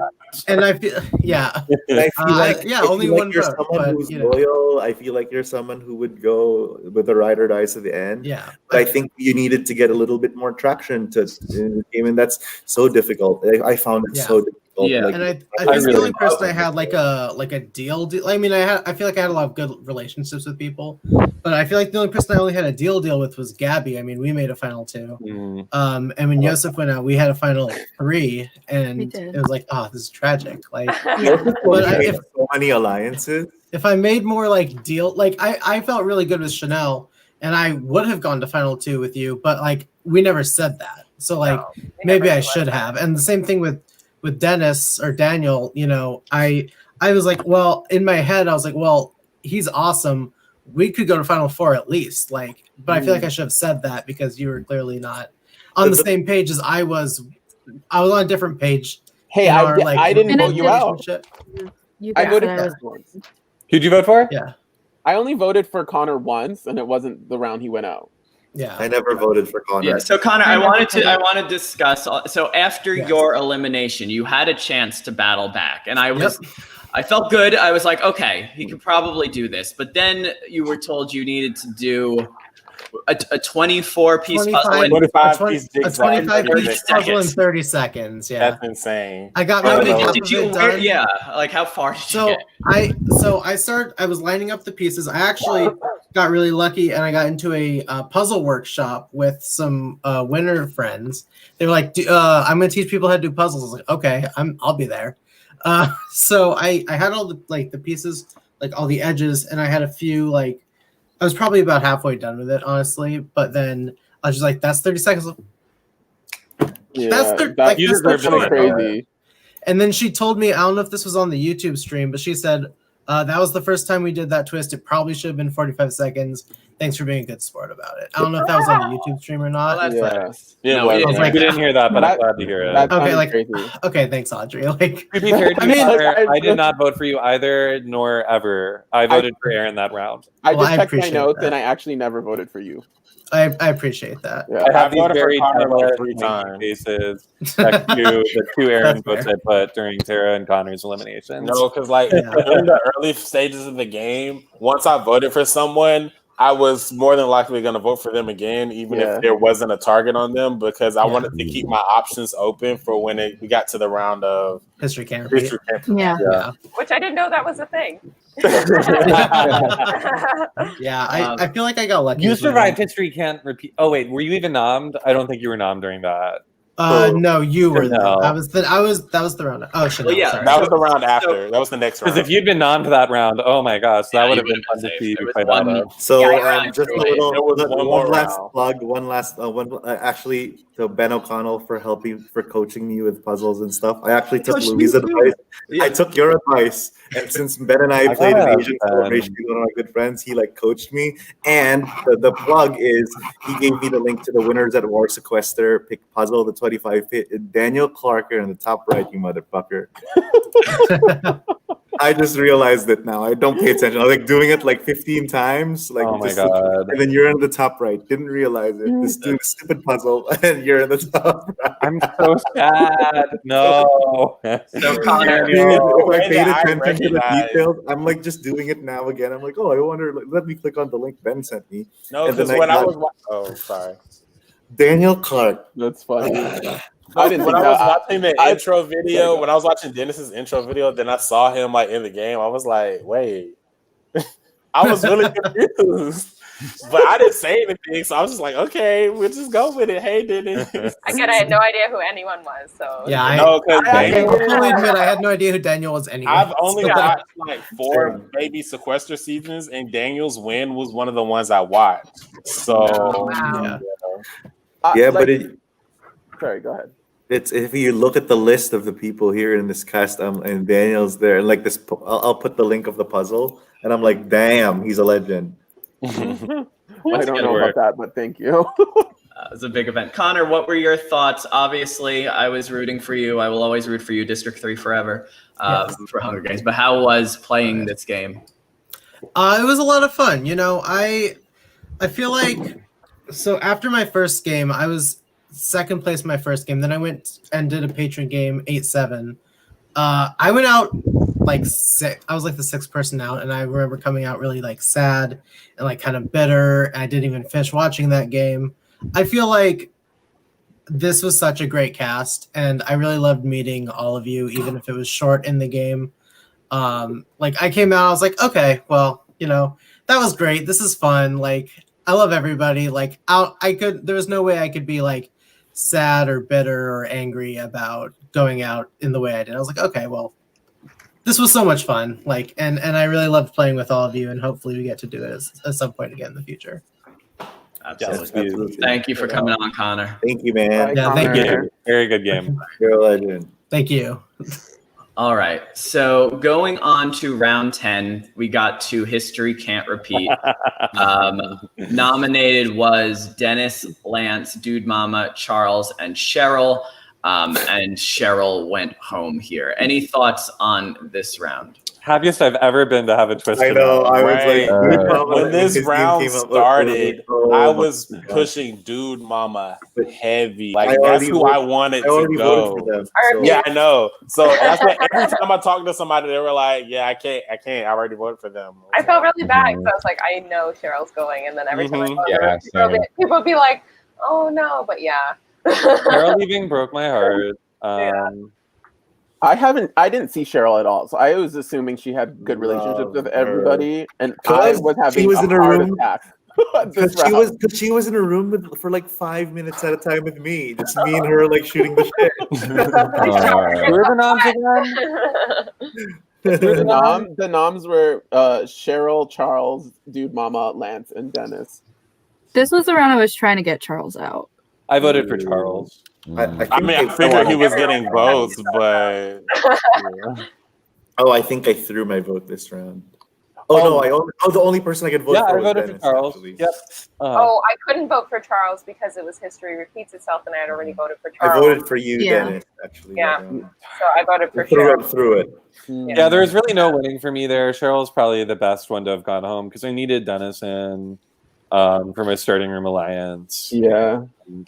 No, Cheryl was Charles out. Yeah, and I mean, it ended up, moving into the next round when Cheryl saved Dr. Stan, Aaron, and Charles, kind of determining how things. Reaction. I know. I love the let's your confessional in which you said you were in a room alone when you got safety. The intensity, so intense, but then that you were exactly in the place you wanted to be. Did it come off as intense? Well, beforehand, it was very intense before you got the safety. Then once you got the safety. Oh, yeah. And then First of all, Cheryl is an amazing human being. I actually watched her we Harry love Potter. Never met her before, but Hufflepuff had strong. such a good vibe. Yeah, I know Hufflepuff strong. And shout out to the other Hufflepuff, Tommy Pizzulo, Dad, who shouted me out last night. I love that.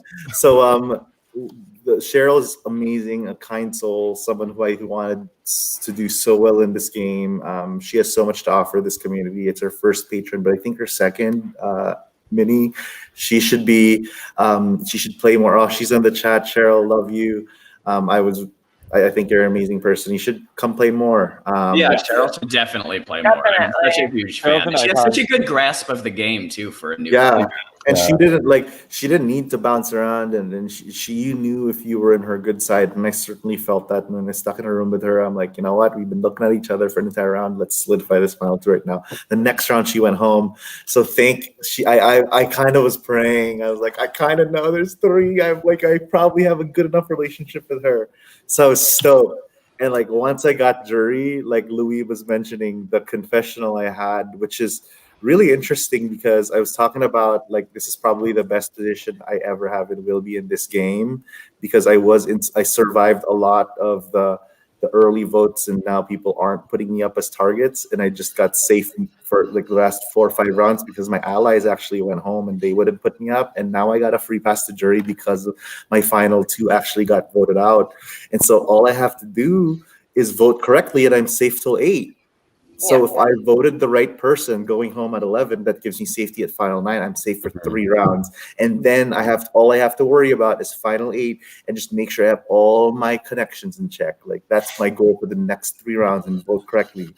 And that was, I don't know. I think that's a very solid pre-game for anyone and just in general. Like I think, pre-jury strategy is to just like insulate yourself as much as possible.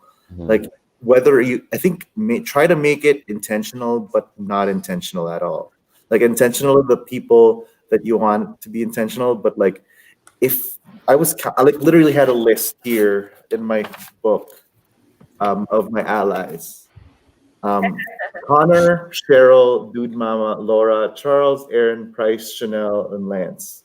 So when I was counting that, I'm like, there are, this is not in any particular order. I was just looking through the chart. And I was like, these are the people that are protecting me. And I put a red slash on the people that went home. And I'm like, when I was like counting how many people are left, how many people I'm working with, and like, I could probably be protected to a certain extent. And I just kept on going with that until I kind of gained traction. And then my threat level came up at the end. But wow. See, y'all take notes. Have you seen really Owen's note? Owen Davis's note? Really like 3 full, nice, detailed pages. Price, don't let it get to you. I've done well in this game, and I don't take a single note. I take no notes. The only thing I took notes on was I took notes of who everybody was and like what they said in their videos. So I could like appreciate who the different people were when I met them. And then I wrote down the order people went home. And I'm not a big notes fan as well. I just shared to you my list because that's the only list I went off of. What's also important if you are going to take notes is to take a note of who's trying to push who. Because that's important, and who's trying to save who, because down the line, that's how you can figure out who's working together. And if someone's like, oh, I don't know what name, and someone pushes like someone saying Lance, like Connor saying Lance, I'm like, Connor target Lance, Connor arrow Lance, like, so that means Connor and Lance aren't really working together. Like it's so fast. This game is so fast, and it's very fast. There's so little room to like counter check. Like did like Connor really target Lance? Like the round's over. Like you base it off of like, okay, Connor's targeting Lance. Put that in my move on. What's the move? Dude, Mama's protecting Laura. What's the move? You know, Chanel said like.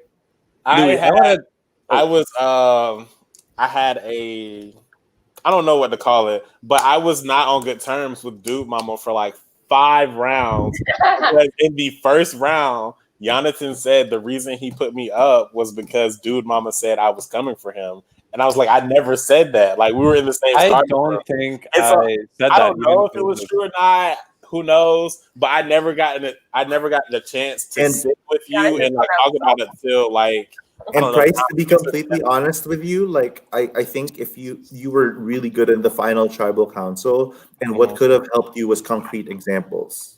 Yeah, if you can articulate that you played this under the radar game, being new to Sequester, you use that to your advantage, gotten the end because of 1, 2, 3, 4 moves, and that would be the note taking. Like just I worked with all these people 1, 2, 3, 4, 5, 6, 7, 8, 9, 10, 11. None of them are coming to me. Louie, though, I want to hear from Louie about this because you're one of the best play the game and you don't take notes.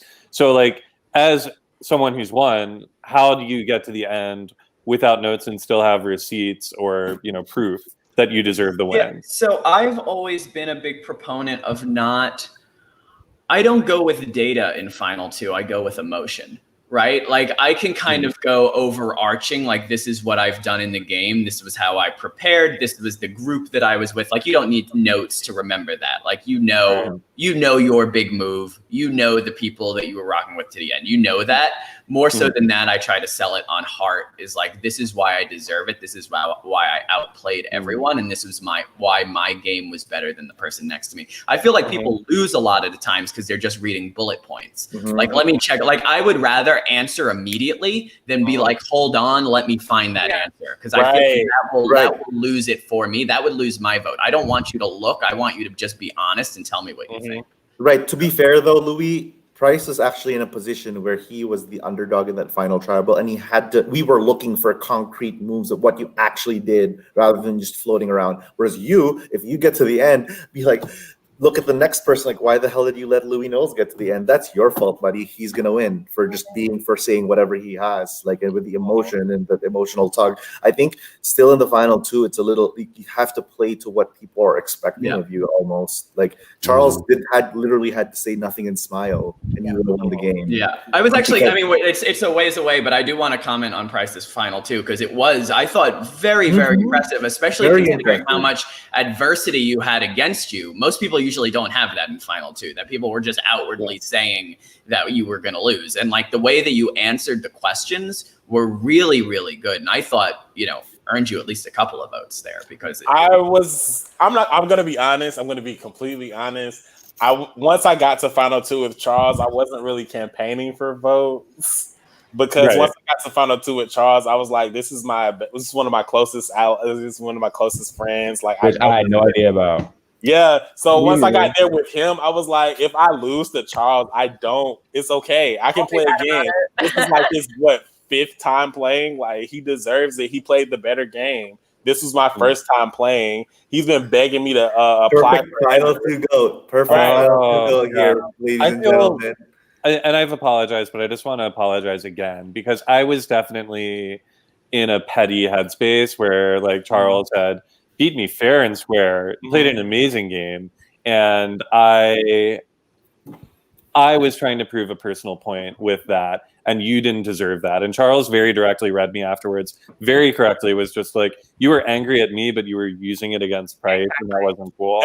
And Charles came at me afterwards. He was waiting for me to go off on you, because like he was like, he was waiting because he knows me, and I was like, girl, I ain't care. Like, With mine, I think I told you, like, I'm like, it's probably leaning more towards Charles, but that was just me doing an honesty thing. It wasn't me you suck, whatever. Like, Charles did better than you. It was more of a, like, I'm kind of leaning more towards Charles. But then when I asked you the question, I was like, but tell me why you don't think he should win, because I'm like, maybe you can convince me or whatever. We were all rooting for you in a positive way. Yeah, I get that. I've been in juries before, and I've been in juries with a clear winner and somebody who needs to try to prove their point. So I understand. First game, dude, you made the final 2 in your first game. My first game, I was second fucking boot. I was gonna quit Sequester, like literally after my first game. I got tethered out, and someone convinced me to play again, and I got fucked over again. And so, like, I was shook. I was like, I should have been paying more attention. I haven't, like, because normally I don't really take close notes in any of my games, but like I'm paying attention to the moves that I make, so I'm ready to make a final speech. Dude, you're So golden. I'm like, next oh time. wait, I'm going to final 2 now. What am I doing? So Bryce, like you're gonna like if you do a private mini, like you will kill it. Like now you still don't have a target. You're still relatively unknown. Or another public mini. I mean, or another. I thought, and that was the frustrating like, thing for me through too. the end. There you go. I did think you played a good game. Oh And yeah, I kept always waiting play a for that great game. moment. I just wasn't prepared to go to the final 2 and Honestly, if you took Lance to the final 2 and actually You could have won. Could have won. If you got like it would have been a toss-up for me. and Charles I don't drags think so. Dennis, and because if you got Charles at 4, who's the biggest threat, and that's my pitch, and absolutely true. Because at 5, I was like, Charles, you better keep me, because 4, you're the biggest target, and all 3 of them should know better than to not take you out at 4. So if you keep me at 4, I'm the biggest target. You go to 2 because I'm not dragging you. I would have voted for Price if it was anyone but Charles. Correct. Same here. I would have voted for you over Lance actually, because Lance was shady. I never didn't read him. Like you shady. Like, like my room 3 homie, like room 2. Sorry, like I would have voted strategy. in. Why did you play for? The problem is you played for Charles. You didn't. Play for Yeah. Well, so I want to. We'll get there because I definitely think that We was. should keep going, right? Yeah. Because I did think about that, and that your point was correct. Well, we'll get there. All right. So moving on quickly to speed this up. So we had round 11, which was the drag round, which ended up being a tie between Dude Mama and Laura. And the tie was broken, and Laura went home. And Laura went home with an LOS, which I thought for sure she was going to use it, and then didn't. I felt guilty. This was the round that I want ruined to the hear game. what was in her head, like, because if I had an LOS and I thought, oh, even if I might be in danger or whatever, then I would just put it in. But I just want to know if she didn't think she was in danger. So who was responsible? I see Cheryl Cheryl said she is. Cheryl, I think, wants to come on, or I think I couldn't find her Twitter, so I didn't send it. But that's okay. I can send it to her. I can send it. You do you got it? I can send it if you don't have it. Okay, great. Opening the window just in case. Okay, cool. She has posted her handle. What was the twist for this round? There was just a drag. It was just a straight just a regular drag. Okay. Dragging to hell. I should be. Yeah, so the tie came out, and I wasn't sure what was going to happen. Obviously, I threaded in Charles, which is funny because the round before we were flirting. Like, here's the thing. Like, oh, Charles is here. Hello. Winner, chicken dinner. Yes. Not him at work. Hey guys. Hey Charles. Congratulations. Hello. Just in case y'all are wondering, Charles is my boo, and I would fight to the death for him. I said I was responsible for that tie between Laura and Dude Mama.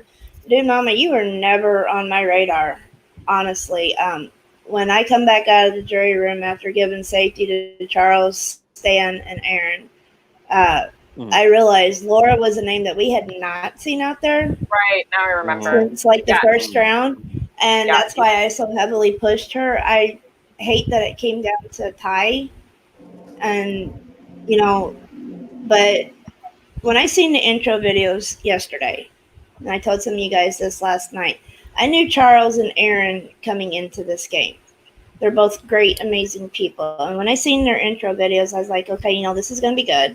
I know these guys, I can work with them. And I also vowed that if my game was ever in jeopardy, which eventually it was, that I was going to do whatever I could to keep them safe. Stan, you were a part of that just because of the connection that you and I had made together, and the fact that we always seem to wind up in the same room together at the end of a round, And, Charles, I gave you that boost into jury, and you just took the reins and ran with it. I was screaming. I think I woke my upstairs neighbor up when they announced she was winner last night. So, I had fun working with everybody last night. Lance, Stan, and myself all have some type of a medical background. Stan being the great doctor that he is, Lance being an EMT, and I'm a former firefighter EMT. So I knew That's a when I lot. seen Lance's intro videos, like I gotta work with him. I wrote your name down on under my like column, and I put a big heart next to your name, Lance. It's like I gotta work with this guy. We have similar backgrounds because only we know how tough it is out there on the front lines, dealing with God knows what coming at you from God knows where. But dude, Mama, I'm sorry you got put up in that tie. You got tangled up in Yeah. my drama. I mean, first off, I meant what I said when I first got to talk to you in a room. You're an icon in this community, and I was so excited to get to work with you, or at least even get to just talk to you. Mhm. I do know that last night is and will be talked about for quite some time. We were I had an such icon. a blast working with you. I don't usually put my neck on the line for people in this game, and I was so happy to put mine on the line for yours. My disadvantage, because this was only the second game I'd ever played, my first Patreon, and I didn't know who previous winners were. I didn't I know either. Laura felt like I unfairly targeted her, trying to claim that she had been on the flopping block. I don't know if she had been or not, but I don't remember having seen her name on there. That's why I threw her name out after I was eliminated. She was a name that we hadn't heard, and she was coasting by. She was what they call in the BB world a floater. She was floating very, through. very good.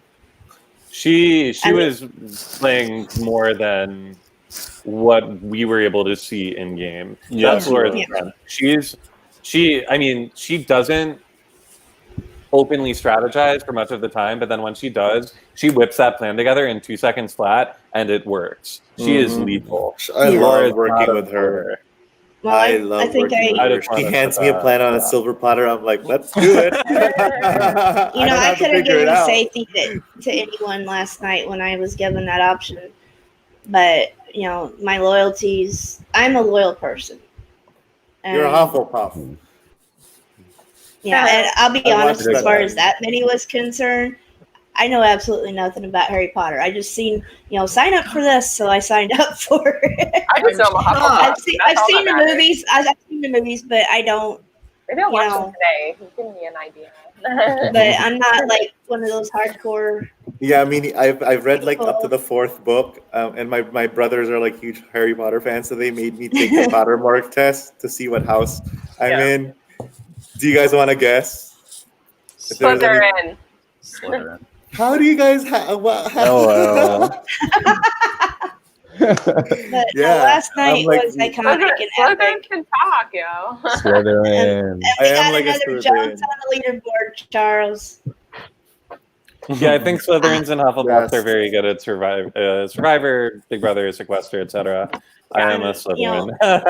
Slytherin.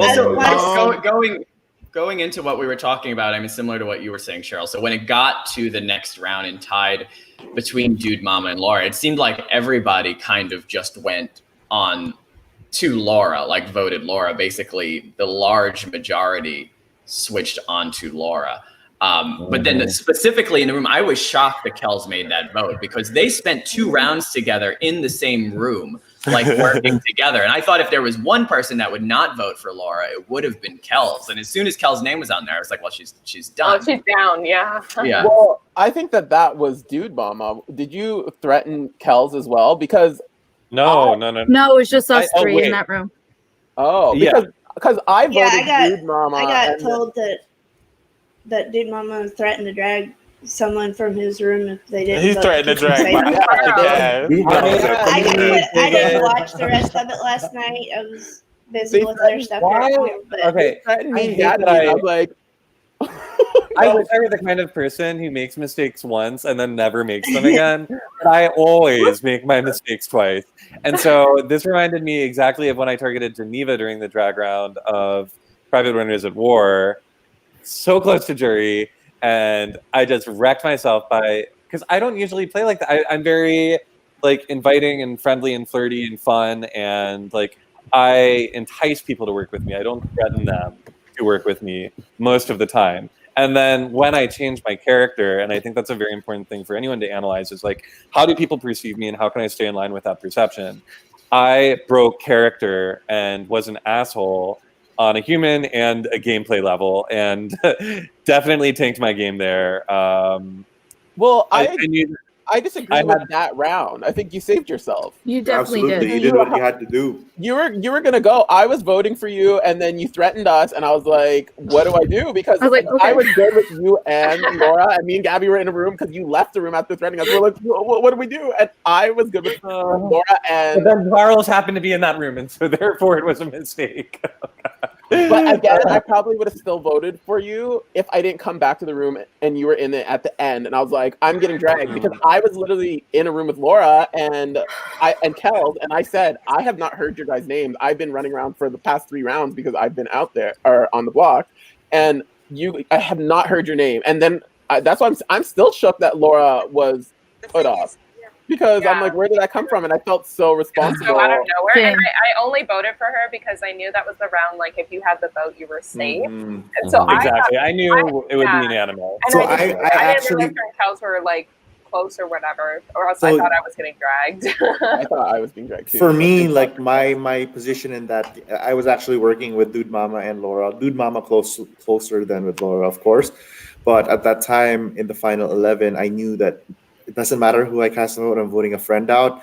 So I wanted to get in the majority to get safety at 9. And I can't get dragged, which is a gift from Cheryl that I'm still very appreciative about. Now, this is where I want to show my notes because I am so proud of this game and I was playing so well. You may see that everyone on the neutral and no categories of the list over here were voted out.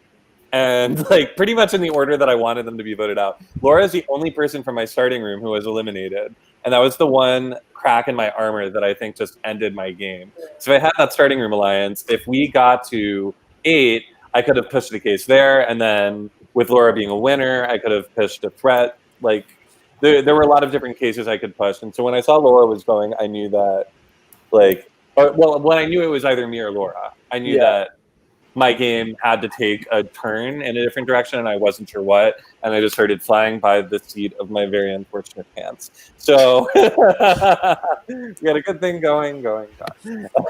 Charles, I don't think anyone should ever mess with you. I think that lesson has been learned by me, and hopefully all of the world. Yeah. Well, yeah. So let's discuss that, because after the drag, it moved us to round 12, and Charles, Aaron, and Price were the people who were up for elimination, and this was basically the start between Charles and Dude Mama, which lasted a few rounds, but this was when it first began. I just remember being in that room and being like, "Bye, I gotta go." That was amazing. It was me and Price, and it was me and Len. Yeah. We're in there, and we're just like. And then I'm like, I think I gotta go. Yeah, it was really awkward, but it was great for my game. Yeah, I was like, this is great. There's 2 massive threats going after each other, and they won't stop because of their personalities alone until one of them. I don't think I've ever gotten the chance to do the Reba finger, which, like, if you've seen like Reba in her like title card, she has that weird like black background with like the orange dots, and she's just like. I secretly wanted both Charles and Dude Mama to stay in the game as long as possible. Yeah, I thought that was going to happen. I thought that I was almost when you picked the safety chain, like I was this close to saving Charles by virtue of just having Charles and Dude Mama one more round to like go after each other. Yeah. But Dude and Mama made a good point, though. like 4, they would still go after each other, and they would drag each other. I thought you did say Charles. Dude Mama made a good point, though, because he has an LOS. He's like, he has an LOS, like. So I was like, okay, well, obviously I'll vote for Charles because then he gets rid of his LOS and he's still in. So like, whatever, because he knows he's in trouble. I will say, regardless or not, whether I told people I had the LOS or not, it was gonna be played. It was only 3 people up there. I didn't care what a name said they was gonna win.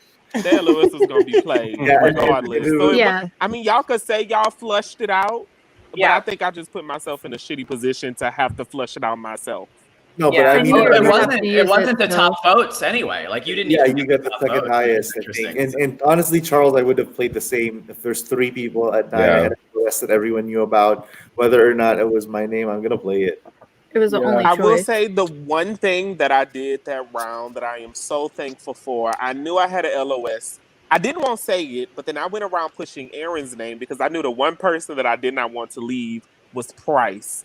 And then, somebody said something to me like, oh, bye, Charles. And when people say stuff like that, I can't hold water. And then that's when I told the world I had a LOS. Which, by the way, if I tell y'all I have a LOS, I don't lie about stuff. I don't know why you would lie about it. Yeah, you straight up were Yeah. like, okay, well, he has it, so that's fine. I mean, I was just having fun with it. I'm just like, whatever I can say to make the votes go that way. Oh, you don't have an LOS? We're voting Charles. We have an LOS on Charles. We're voting Charles. Yeah. We're voting Charles. But no. Yeah. How did Aaron even get brought up into this one? Was it Charles brought Aaron? It was the voting. Oh, sorry. I think we all three of us voted Dude Mama out. Mm-hmm. Yeah, that's so what it ended up being me, Aaron, and Aaron, and Price.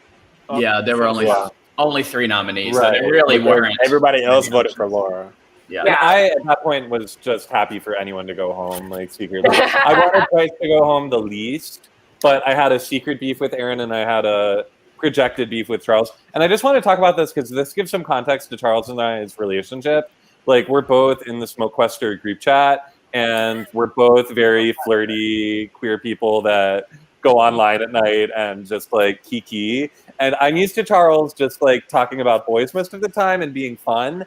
And so and this is totally bad, like, I completely regret this. Charles is a genius, just in case that hasn't been said enough. Like, genius.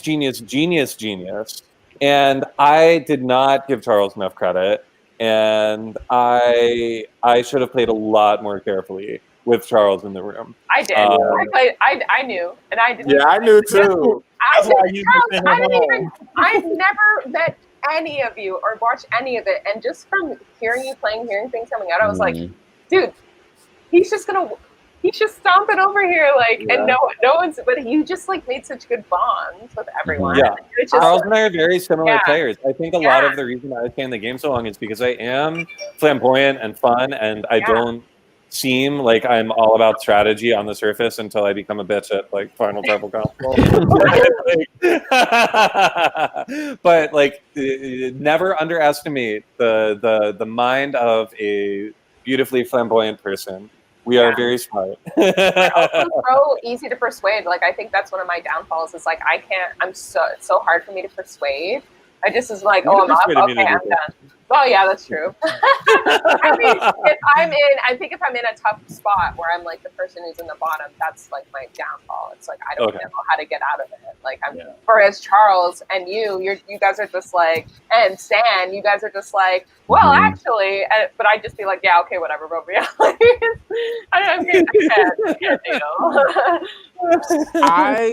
I think that for me in this game, my saving grace is when I get a LOS, I know I have safety for a certain amount of time, and I get very reckless. I just stop caring, and I'm like, you know what happens. If I play this LOS, I gotta calm it down right after that, but as long as I got this LOS, I'm gonna say what I have to say, and I don't care.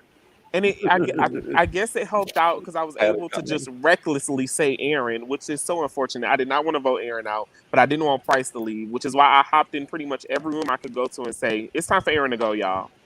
That's what I was doing too. Aaron was the one who wanted you out, Charles. Yeah. So that was good for you. I know. Meanwhile, I'm over here I'm not voting out none of the black people. Then I look back. All the black people talking about, so we got to get Charles out. I heard Chanel said Charles got to go, and I'm it's I'll keep all of them except Charles because he can win. I was the opposite. I was Charles had to stay, but I didn't realize Charles had so many connections with connected people. No. I know Charles was killing it, but I didn't. I heard everyone talking about Charles, so I was because I kept hearing his name going and out. Charles was safe with me up until that moment we had the beef.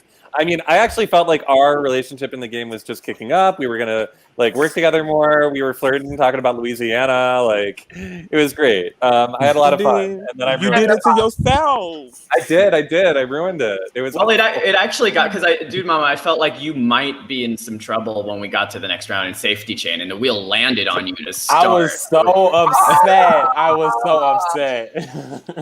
I felt like Stan would have saved me. Again, for the same reason that Stan would have saved Charles. So I was like, I knew that I just needed it to get to Stan or maybe Chanel, depending on how the rest of the chain shaked out and when I got it. But yeah, to get the chain was great. The annoying thing with getting the chain is that you don't have much power because you give it to that first person. And like I was hoping that we'd have like a starting room strong thing, and then so I was thinking that Lance would definitely pass it to Dennis because I was hoping that because we protected each other. Yeah, no, I miscalculated that. I think at that point, I had a really strong feeling that that you were gonna pass it to me. And at that point, I had a really good conversation with Stan, and I was like, okay, I'm gonna give it to Stan, but I need to tell him to give it to Charles. I know Charles will protect all the black people. At that point, I didn't talk to Gabby that much, and I knew. I did give it to Charles. I forgot. Yeah. I knew Gabby was gonna go. Laura leaving. I knew I was gonna go. Yeah. In hindsight, had we kept Gabby would have kept more representation. I probably should have kept Gabby. I would have felt really bad about it. I just wanted Charles to leave. In hindsight, I 100% would have kept Gabby, but I was just like, oh God, what's happening? I promised it to Dennis. Give it to Dennis. And then when I looked, I was like, I forgot Gabby was here because I didn't hear you talk at all. It was like, it's really hard for me to like put my voice out there that I knew was going to be the downfall of my game once it started getting more aggressive. And I know that better for next time. But I knew Dennis would, Daniel would save me probably.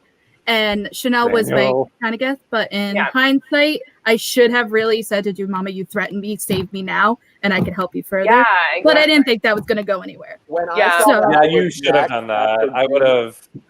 It was all just so fast, and this is my first time. Next time, I know better.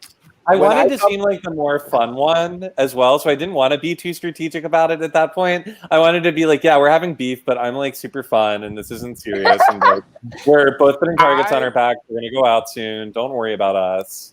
We're just cute. I will say, the moment that I thought my game was probably gonna go in the trash, but I did not care, is when I said, "Of course, I'll give it to Chanel." Yes, no, I will. I was so mad. I was so shocked. I was like, Charles, what are you doing? Okay, but listen. At that point, everybody clocked this. Now it's gunning for you longer.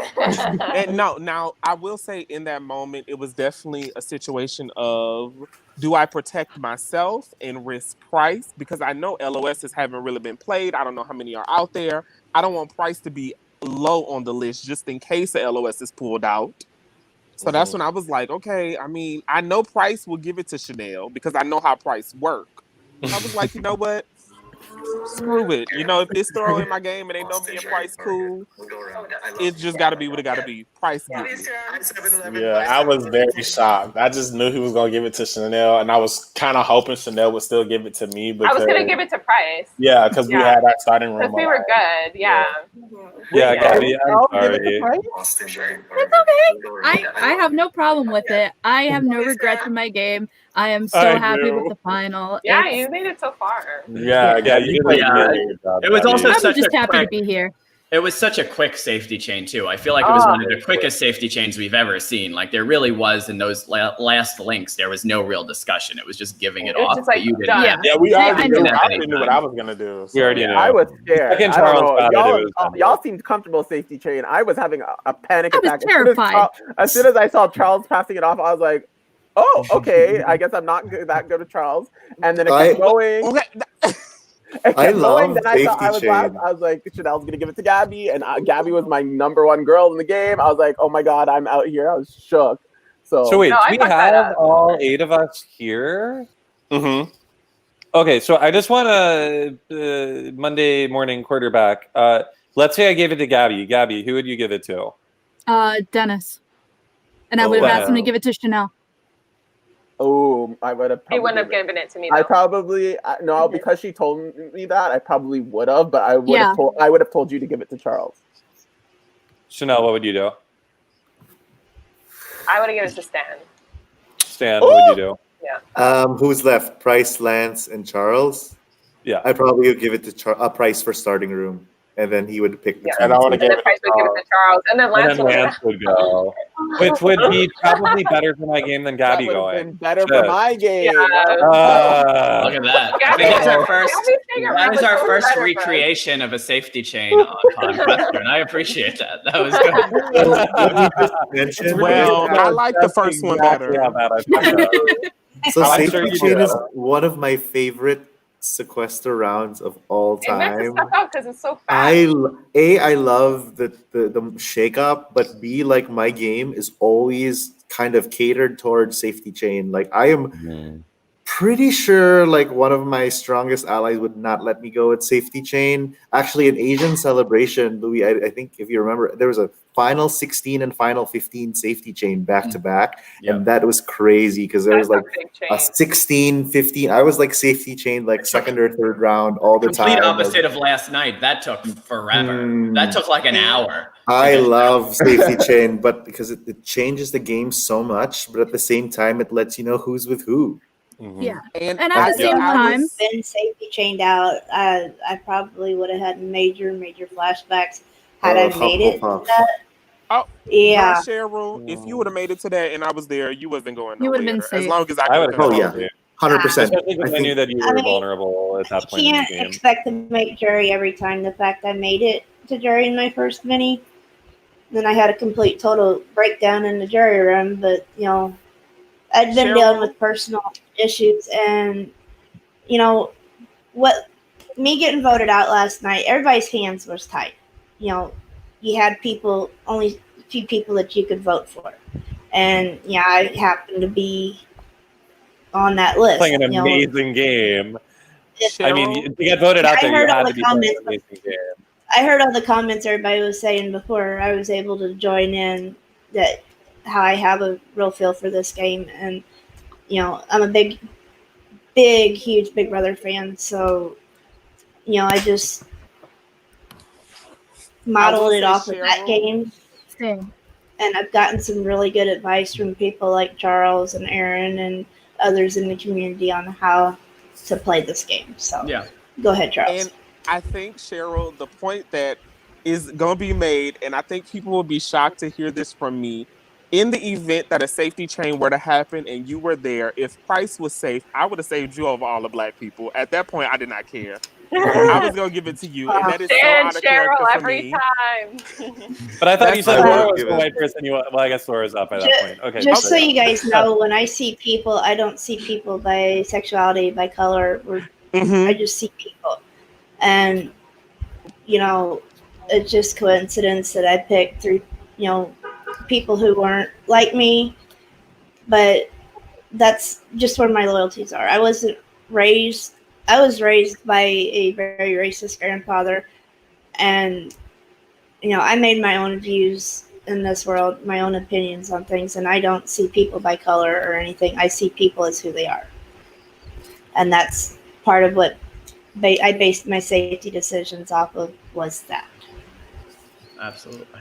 So moving into after safety chain, we got into the bounty round. So this was basically Charles versus Dude Mama, the culmination. Who had Dude Mama?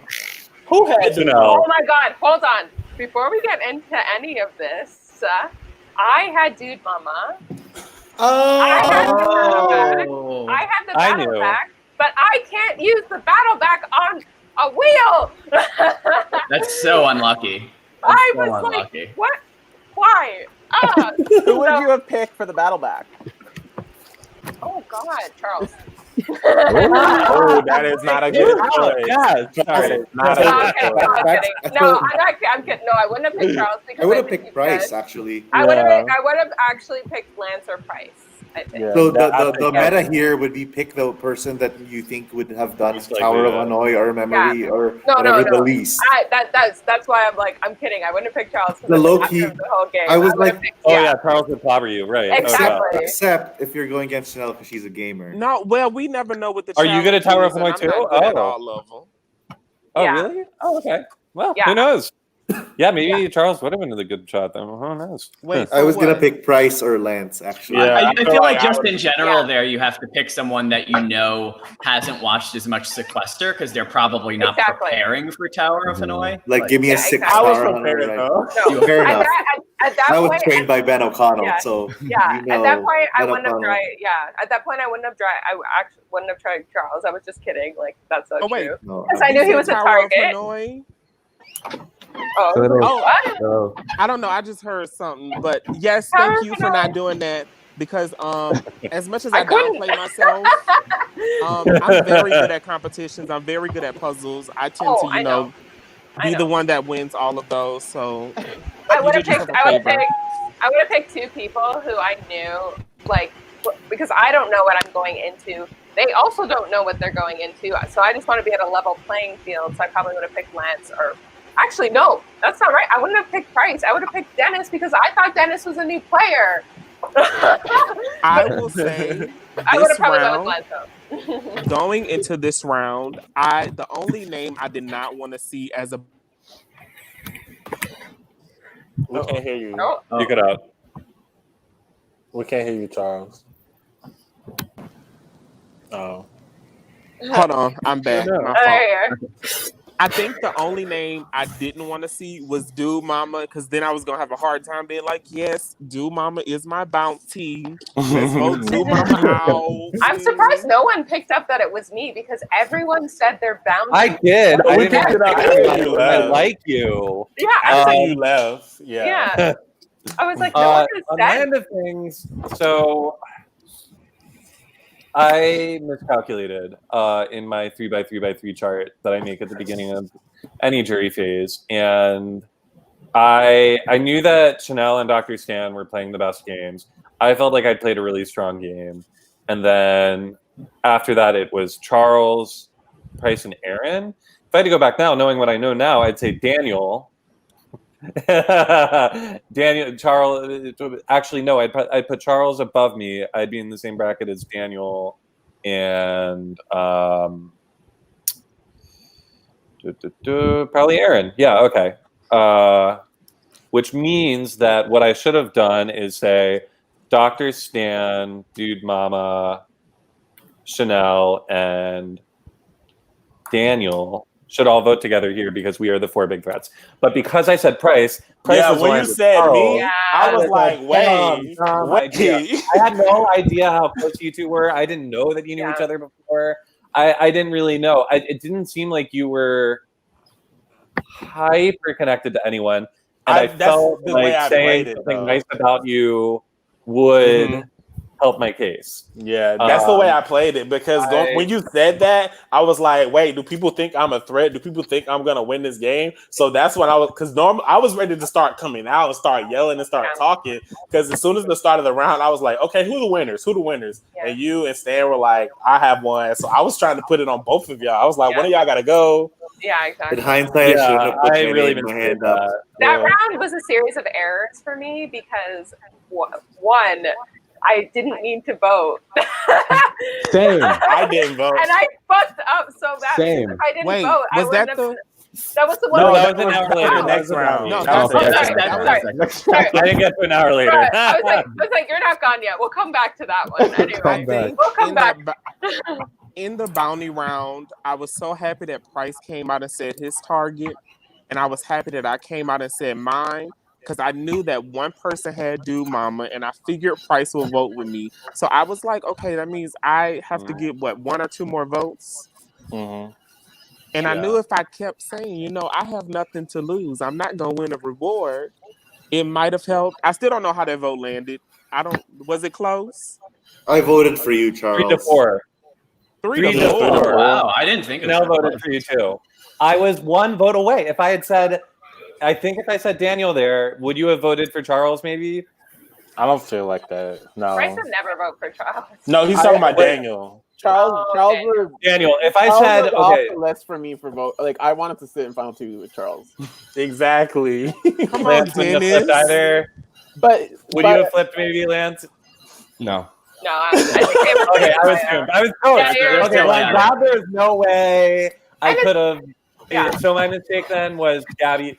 First threatening Charles and then Gabby. I should have It's saved funny Gabby. because I had the battle back and I didn't even care. I was like, I still want Dude Mama. Yeah, that's impressive that you got it to 4-3 because I thought it was more lopsided than that. So that's a testament to. I am usually one to get 4-3. This is my second time being 4-3 at 7 plates. So I was kind of upset when I got make- Charles as my bounty. I mean, I didn't care because like I was like, I'm not going to use it, or I don't think I'm going to need it, because once we got to this point, I didn't see anybody actually targeting me. So there was too many bigger threats in the game. So I was like, I didn't need it, but I wanted it just to say I had it. Yeah, exactly. Series of events. At this point in the game, I felt really good with Stan, and then I was like, I don't want to vote anybody black, and I was just like, at this point, I want to see more people go to black people go to the end, and that's where I was at. And that's a really complicated thing. I saw that dynamic too at Final 8, even when I was making my choices, because I knew that targeting Charles was a bad idea in this group of people. But I didn't want to be like the person who saves all of the white people. Like, I mean, it was only 2 of y'all. At some point, I wonder if at some point in Sequester that's gonna change, because people are starting to realize. And again, I don't really base my alliances off skin color, but I did take advantage of it because it benefited my game. But I wonder if the meta is going to shift from not allowing, initially it was women, don't target the women, and then now don't target POC. And like, I'm part of POC, so don't target me, I'm good. But like, I wonder if it's going to change at some point in which like, okay, it's back to, regular Sequester, in which like people don't really look icy color because I have to see like the racial prejudices, including me being an Asian. I see that with us as well. Like, I was trying to share Asian Sequester. Like, they think I'm a nurse in the hospital. They asked me to clean poop, and I'm like, not beyond anything. I'll clean your poop and like change your diapers. I just need to know where the supplies are. Like, that's what I tell the parents. I don't know. I'm a doctor. Like, I just like write orders, and like the nurses do it. But like, I get marginalized that way too. So I get it, and it doesn't offend me at all. But I wonder if, and I understand like Wakanda, and I was super okay with going home. My pitch was, if I can break Wakanda 3 times, I did it once at Final 6, I forced the wheel. If I'd won a challenge at Final 5, and I would have been safe, and I broke it again at Final 4 by threatening Charles. I was going to go straight to Charles. If you want to win this game, you're going with me. Otherwise, you're going home 3rd. And I know you're a vet. I met you in Zoom for like 15 seconds, but I know you played the game. You understand it. And I was okay if the 2 of us to go home for Chanel to win the game. And that was the way I was going to crack it. But I didn't. I probably still would have gone home at 5 or 4, but that was my main pitch. And like, I was completely okay. Yeah. For me, Stan, I was the same as you to a degree also. Like, I was working obviously with the POC because like, it's when can we ever do this? When can this ever happen? 100%. However, Gabby, like I would have worked with Gabby till the end. It's just the wrong names were being like every time someone was going for a POC person, it was Charles. If they would have said Lance, I would have went for Lance. It's 100%. So, like, sorry, I'm just saying I didn't trust you at that point because we didn't talk. But like it because it just kept being Charles that I was like, I can't make the move. No, I think there's 100%. I think there's going to be it's really who you feel comfortable with moving forward. Because I would have gone for, let's say, like anyone. I would have gone for you, Daniel, over. But if it was Chanel, I would have freaking no. Like, because it doesn't matter. Like, but it definitely played a role, and I was super happy for the representation. I was okay. I think that was the big, like, even look at like when we started the intro videos, it was so clear like how great the representation was last night, especially when we look at the leaderboard, that there haven't been for this season anyway, there have been in the past, but for this season anyway, there haven't been many POC winners in Winners at War. We got back to back. Yeah. Oh wait. Speaking of notes, like I didn't take many notes, but I made sure to take notes of who was black on the cast. I look at the camera.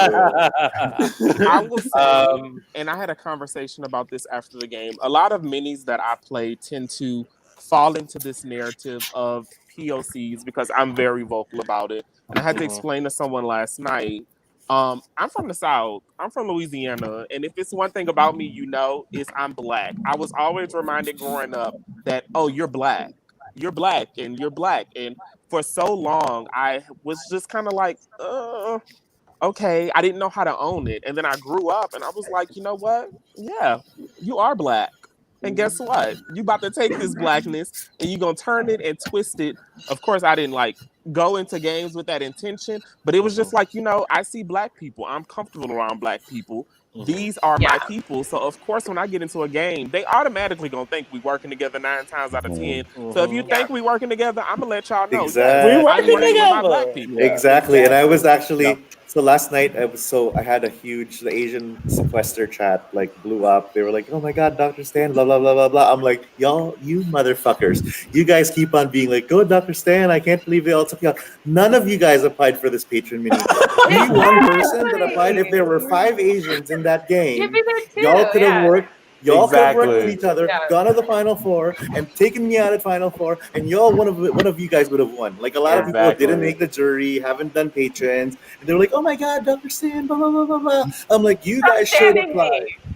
I'm putting this out here now because I want to see it happen. I want the non-binary trans alliance to take a final 7 by storm in the same way. That is my dream. It was great seeing your dream live out last night. I loved that I got to. I was really sad when Chanel went home though. But if an Asian person tries to come at me, I'm gonna cut them back. So my goal if you're Asian, I don't give a shit. If you try to come after me, I'm coming after you. So, but it just so happens that it happens that way, and that's what's great about Sequester too, because I mean, CBS reality shows could only wish, right? This is seriously very difficult. Funnily enough, when I was in Brooklyn, when I was training in East Brooklyn, 95% of my patients are Black. Right, the nurses I work with, a lot of the physicians I work with is Blacks. I'm very, very comfortable with hence 3 of my top allies are super comfortable. And when I got in the game, it doesn't matter. But if this benefits my game, I'm gonna move forward with it. I don't know how Daniel feels, but being a mixed person, it's kind of really we're in this weird, or for me at least. I'm the same. Yeah, it's because I grew up, my mother's white, so for me, I didn't feel very Black. I didn't hang out with a lot of kids the same skin tone as me. I don't have a lot of Black friends, so for me, I just hang out with whoever. So this whole oh, you got to stick together, blah blah blah. It's just I'm slowly learning to do that thing. So when you guys you can't vote out whatever, and I'm just but I don't care because of whatever, It's funny because you're Canadian, right? Yeah. I lived in Canada for 10 years. I went to Mac for undergrad. But nice. So the funny thing is, and now I'm obviously living in the States. I can see how in Canada, everyone. It's so different when you're living in Canada. There's no racism because there's no racism. Sorry. I'm sorry. Let me rephrase myself.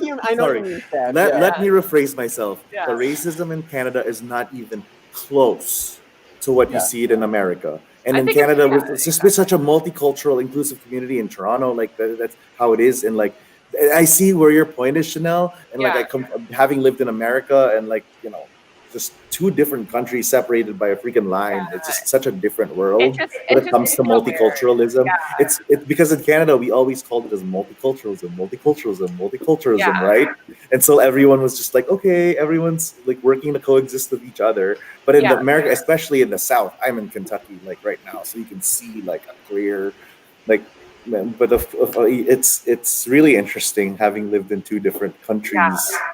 And then the other thing with that too is that you feel if you don't work with I was oh, I have to work with the black people in the game because 1, obviously I want them to succeed, but 2, I don't want to seem like I'm a traitor if I go against the other people. So it's just I'm all for it because right now, especially in the States, it's we need the support or whatever.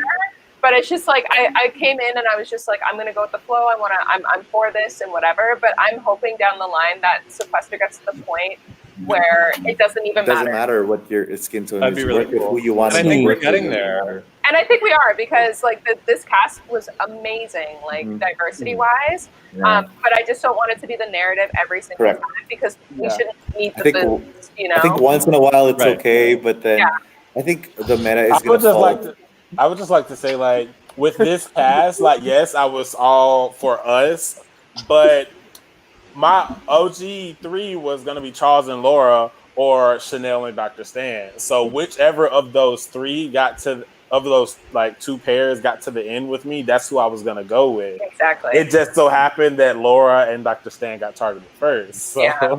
Well, Yeah, no, totally. Before I head back to work, because my lunch break is almost over, I will say 9 times out of 10, if you see Charles walk in the room, you know the first thing gonna be out his mouth is, "Where my black people at?" Yeah. And honorary at this time, Charles. Period. I'm very thankful in this game. The one cardinal rule I have given myself is I do not vote out black women. And this game gifted me from the gods a drag that meant I did not have to vote out my black woman. And then a wheel that meant I did not have to vote out my black woman. Chanel, if you would have survived that wheel, if the final 4 came down to like me, you, Price, and insert random person here, I was just gonna vote the person that wasn't you or Price. I didn't care if that meant I went home. That's just that's how what I was. play. That's what I was planning And that on. was actually what could have happened, Charles, because I would have gone straight from you, and the two of us would have gone 4 and 3 if you had kept me and Chanel and Price to be a final 2. That's what I was planning on happening. I would have Chanel loved got to wheeled know out. But Because I and knew same Charles with wasn't gonna actually, vote if for me. Charles somehow went home at 5, I would have pulled the same thing on you, Daniel, because I know I was a target at 4. Are you gonna let these two slide that never played before, or are you gonna let one of us take the throne? Sorry to hop around. I just say, for real, before I go, my crowning moment that made me realize, oh shit, you really can win this game, is when everybody was talking about their votes in an hour later. And then I was like, wait, send home the other person. So I made it to the final 4. And I think that was the moment that really made it the realization that, oh, you could possibly win. Because once we got down to all POCs, I was like, shit, I could go at any point. I don't care. You know, vote me out. I'm fine. Yeah. But that was that moment. But I have to head back to work. All right, thanks for coming. All right, Thanks for coming. Congratulations. Very well earned win. All right. And I'll let the people who have been eliminated leave as well. I want to show all the Twitters. So that's Charles' Twitter. And Cheryl, thank you for joining us. I know you had the game today, but I'm glad you were able to. I was first boot, so. Hey, I can just add that to my list of things I've accomplished in this community. I've been wheeled out. I've finally been voted out, and now I've been first boot. So you've done it all. Just keep put on the bucket. racking it up. I just got to get that win. Racking in those achievements. You go. Absolutely. And I've done all that in 2 minis and a handful of Zoom games. So there you go. Thank you for coming on. When I take it back, I do have a win because I did a BB random here a couple weeks ago and wound up winning that. Well, there you go. Nice. So, and then, but no, it's been this cast was so iconic. Price, I am so extremely proud of you, a first-time player making it to the final. Final 2, yeah. Oh my God, you are going to quickly become an icon in this community. I appreciate it. You're already here. Yeah, but they're going to be talking about this mini for a long time. There's no doubt about that. We're going to be one of the most talked about ones. And absolutely. I'm okay with that, Thank you, Cheryl. Thank you for coming on. Thanks for having me, Louie. You guys. Anytime. You're always welcome. Much love to all of you. Of course, to Stan the most. You're amazing. Everybody, you have a good day, and I can't wait to run into y'all again in the community. We'll see you soon. Bye. All right, and then Gabby, what were your final thoughts on this evening? Oh, for my first time playing anything like this, it was a dream come true. Making it to jury was amazing. The fact that the final 8 was POC, non-binary, and a bisexual woman is just great. And I'm so happy I got to play with all of you. I'm on the top of the world. Thank you for having me, Louie. Absolutely. I Anytime. love that you're having it, by the way. Thank you. And then, Dude Mama, it was great. I was No so introduction. excited to see you play a patron when you came on. I knew it was going to happen eventually. How was it playing your first one as compared to all the privates? Well, it's funny hearing Cheryl talk about how this is going to be talked about for a while as like one of the best minis. I do agree. You know, I think it was a really great mini from all of you. Less about me. You know, I'm really honored to be a part of this cast. It was super competitive. I'm glad I got to be your Dame bitch villainess. You know, it's a role I played with aplomb and honor, and I hope that there's a divide between in game and out of game, and that when we finish the game, we can own up to the things we've done that are terrible, forgive things bad that have happened to us, and move on with a spirit of positivity and a commitment to growth. So, Price, I want to say sorry to you again. I feel so bad. Totally my fault. And I hope that we can normalize, owning up when you do something that's awful and figuring out how to appropriately appreciate everyone around you and make sure to rectify, what you fucked up. So I fucked up. I pooped my pants, as fake Jamie Lee Curtis would say. And yeah, so thank you all for having me, and I'm gonna go do I'll have fun. Something. Sunday afternoon, y'all. Thanks for coming on. Feed yourself. You deserve Bye, it. dude, Mama. Bye, y'all. Bye. All right, so getting into now or later. This went to a wheel after 2 ties. What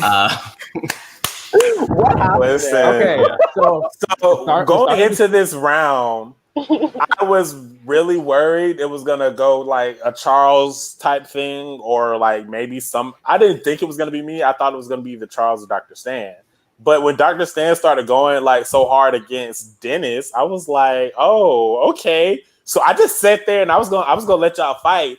And then Dennis tried to bring me up, and I was like, I ain't saying nothing. Y'all can keep fighting. Is this where when I brought you up? Okay, yeah. Anyways, I fucked this one up because being a newbie, sometimes you just make some mistakes. And the mistake was I didn't mean to vote, but then she's like, vote. And I was just like, and I was like, wait, no, don't vote. This is too late.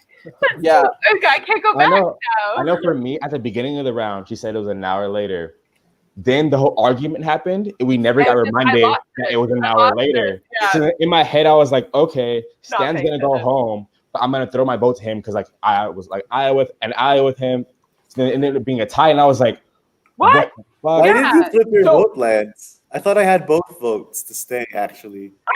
So the first time around, I assumed that like everyone was voting Stan, so I was just like, okay, I'm gonna just go with Stan. But then Lance threw his vote. So then I was like, what the heck? And then I was like, okay, but then when you talked to him, it sounded like you convinced Lance to go with Dennis. I thought so too. And I was like, okay, cool. So I'll go with Dennis. But then we tied again.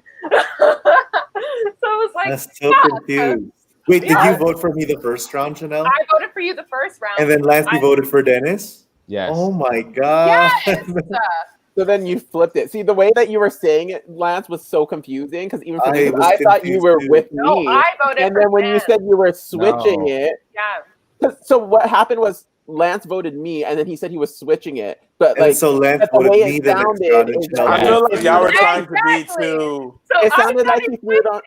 I feel like y'all were trying to be too cryptic. That was but a at that mess. point, I would have just said out loud, I voted for Stan, but this time I voted for Dennis. Like I would have just been upfront. I just assumed that's what I happened. thought I said that because I thought that Stan was I don't know. So basically, we screwed each other over. Basically, That's also what made me not trust you, because I wouldn't have thrown you out as the person to vote for in that next round either. So that's what like confused me. Basically, me and Lance should have just talked and been like, "Hey, who do we want out?" Because so in that case, we're screwing each other over. I learned from the great Louie Knowles. Actually, when you played your Patron Mini, I watched you. How he does it. He's like, I don't want to go to tie. No matter what, let's go take this person out now and next person after. Actually, Blizzard has the same strategy. avoid the tie, avoid the wheel at all costs. Because if you're like socially insulated, like that's the way that you don't go home. Is if you avoid the freaking stupid wheel. Yeah. And for me, which is exactly what y'all did. And for me me, and Dennis were like, oh, okay. Yeah. Well, that's the thing too. And coming from like the safety chain, I suddenly felt like, oh shit, like I'm screwed. Like I thought like my beginning game was all about like also doing what you were trying to do. And like I thought it was working because me and you had been up like 5 and 6 times. So I thought I was insulated well. But then we got safety chain. And I'm like, I'm expendable. They're gonna get rid of me. So then when it was you, and I do have to apologize to you, Dr. Sam, too, because I was talking over you a lot there. And that was kind of my strategy to some point because you were speaking too well and you were making too many good points and they were trying to get, and I knew. So you know what my specialty is, Daniel? Yeah. And why I'm a good, I got patients like literally, actually my African American patients, when they get pissed, not at me, they're always with me, but like at anyone else, they go off. And like I'm so used to like talking calmly, given this sequesters nothing. When a child's life is on the line, like that's something. But like when people are like yelling at me, I'm like, okay, keep on calm, keep on making your point. Like and then when you were like, oh, this is when you were like, first of all, it's people I know on Twitter was like, oh, this is personal attack. I'm like, it's not, it's game. But I didn't take it as a personal attack. Game. Like you were like, why are you trying to dismantle all our games? We played a game too, and I'm like, I'm trying to survive here, son. And like, but that was my strategy too, though, because they seemed like they were listening to you. So I had to try to be like. I think Tommy said that the same. So right, and I wasn't. I was trying to just make a valid point. And the funny thing is, Tommy was saying this at Podquester yesterday that we were talking in different speeds. Yeah, you were like, and I was like, okay, but these are the points. You guys need to keep me at 4. Like, I always take that as a valid like, I mean, that's basically half my game is just talking over people. Like, if you can command the conversation and not let anyone else hear it, people will always side with you because that's the only name they have.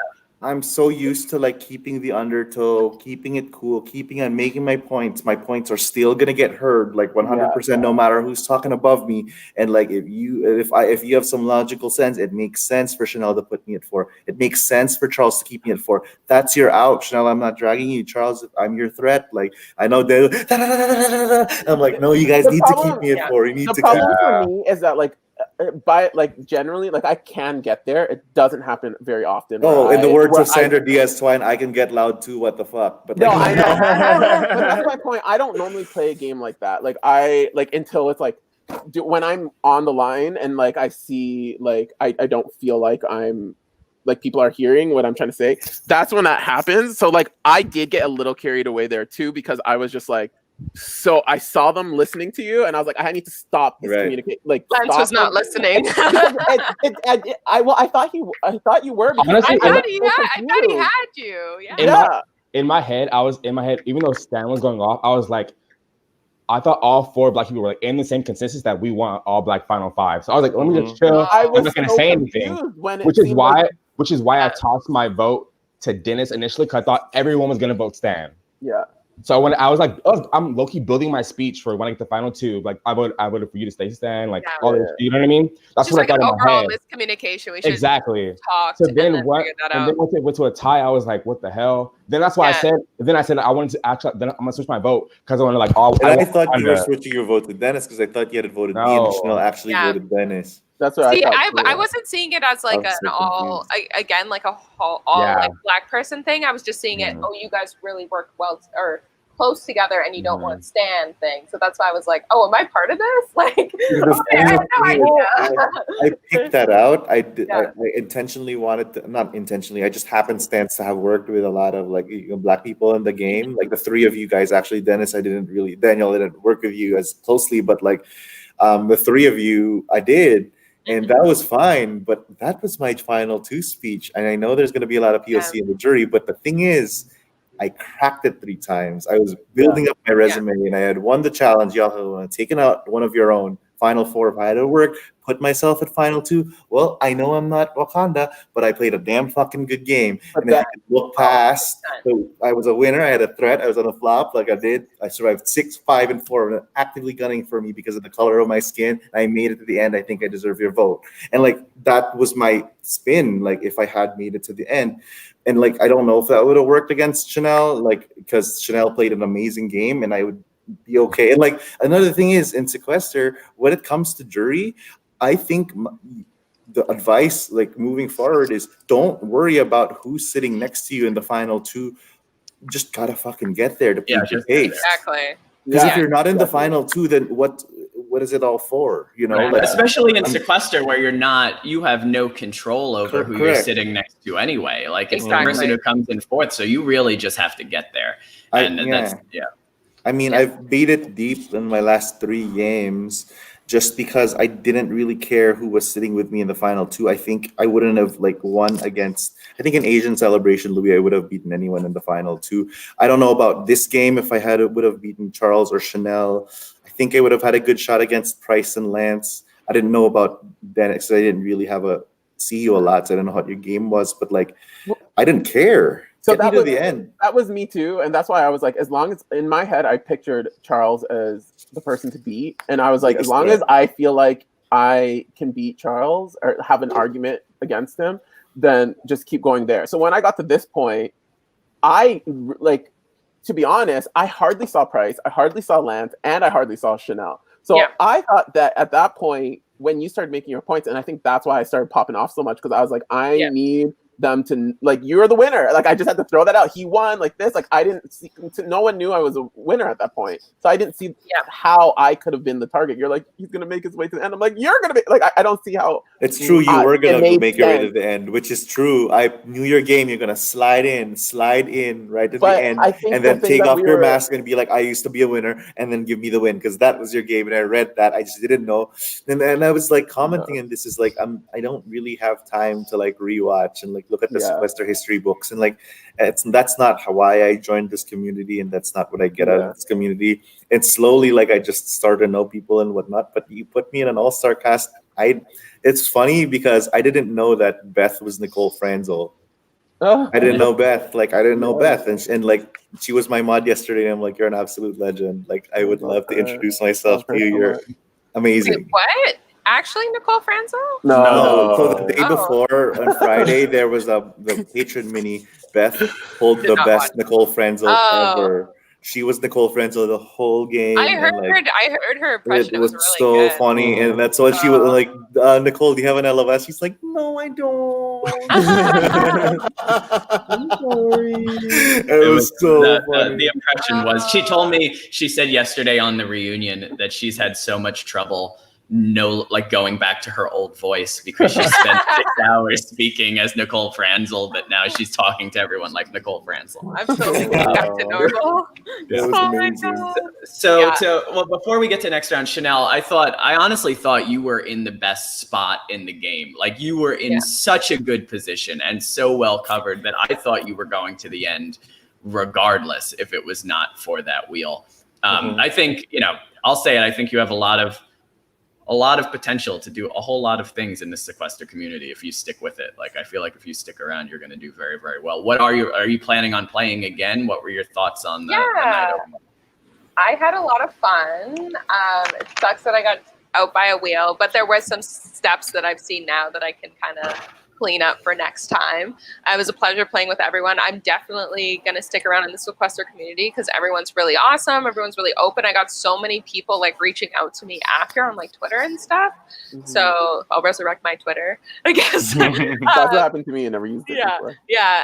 So like, I just love this community and I don't want to go anywhere and I want to play a lot more. I might just kind of play some privates for a while and then maybe make my way back to this one just because I want to support all the cool different private ones, but definitely I'm not going anywhere. You just might not see me for a while on one of these weekend ones. But yeah, totally. I love it. We love it. Thank you for coming on. Amazing. You're amazing. See you guys later. Bye. Bye. All right, so that brought us to final 5. We had the true or false competition, which ended pretty quickly. It didn't go too long. I feel like sometimes they drag on forever, but the true or false went pretty good. I think it was only 2 questions this time around. And the end result was the elimination of Dr. Stan. So let's talk a little bit about this round and how we got there.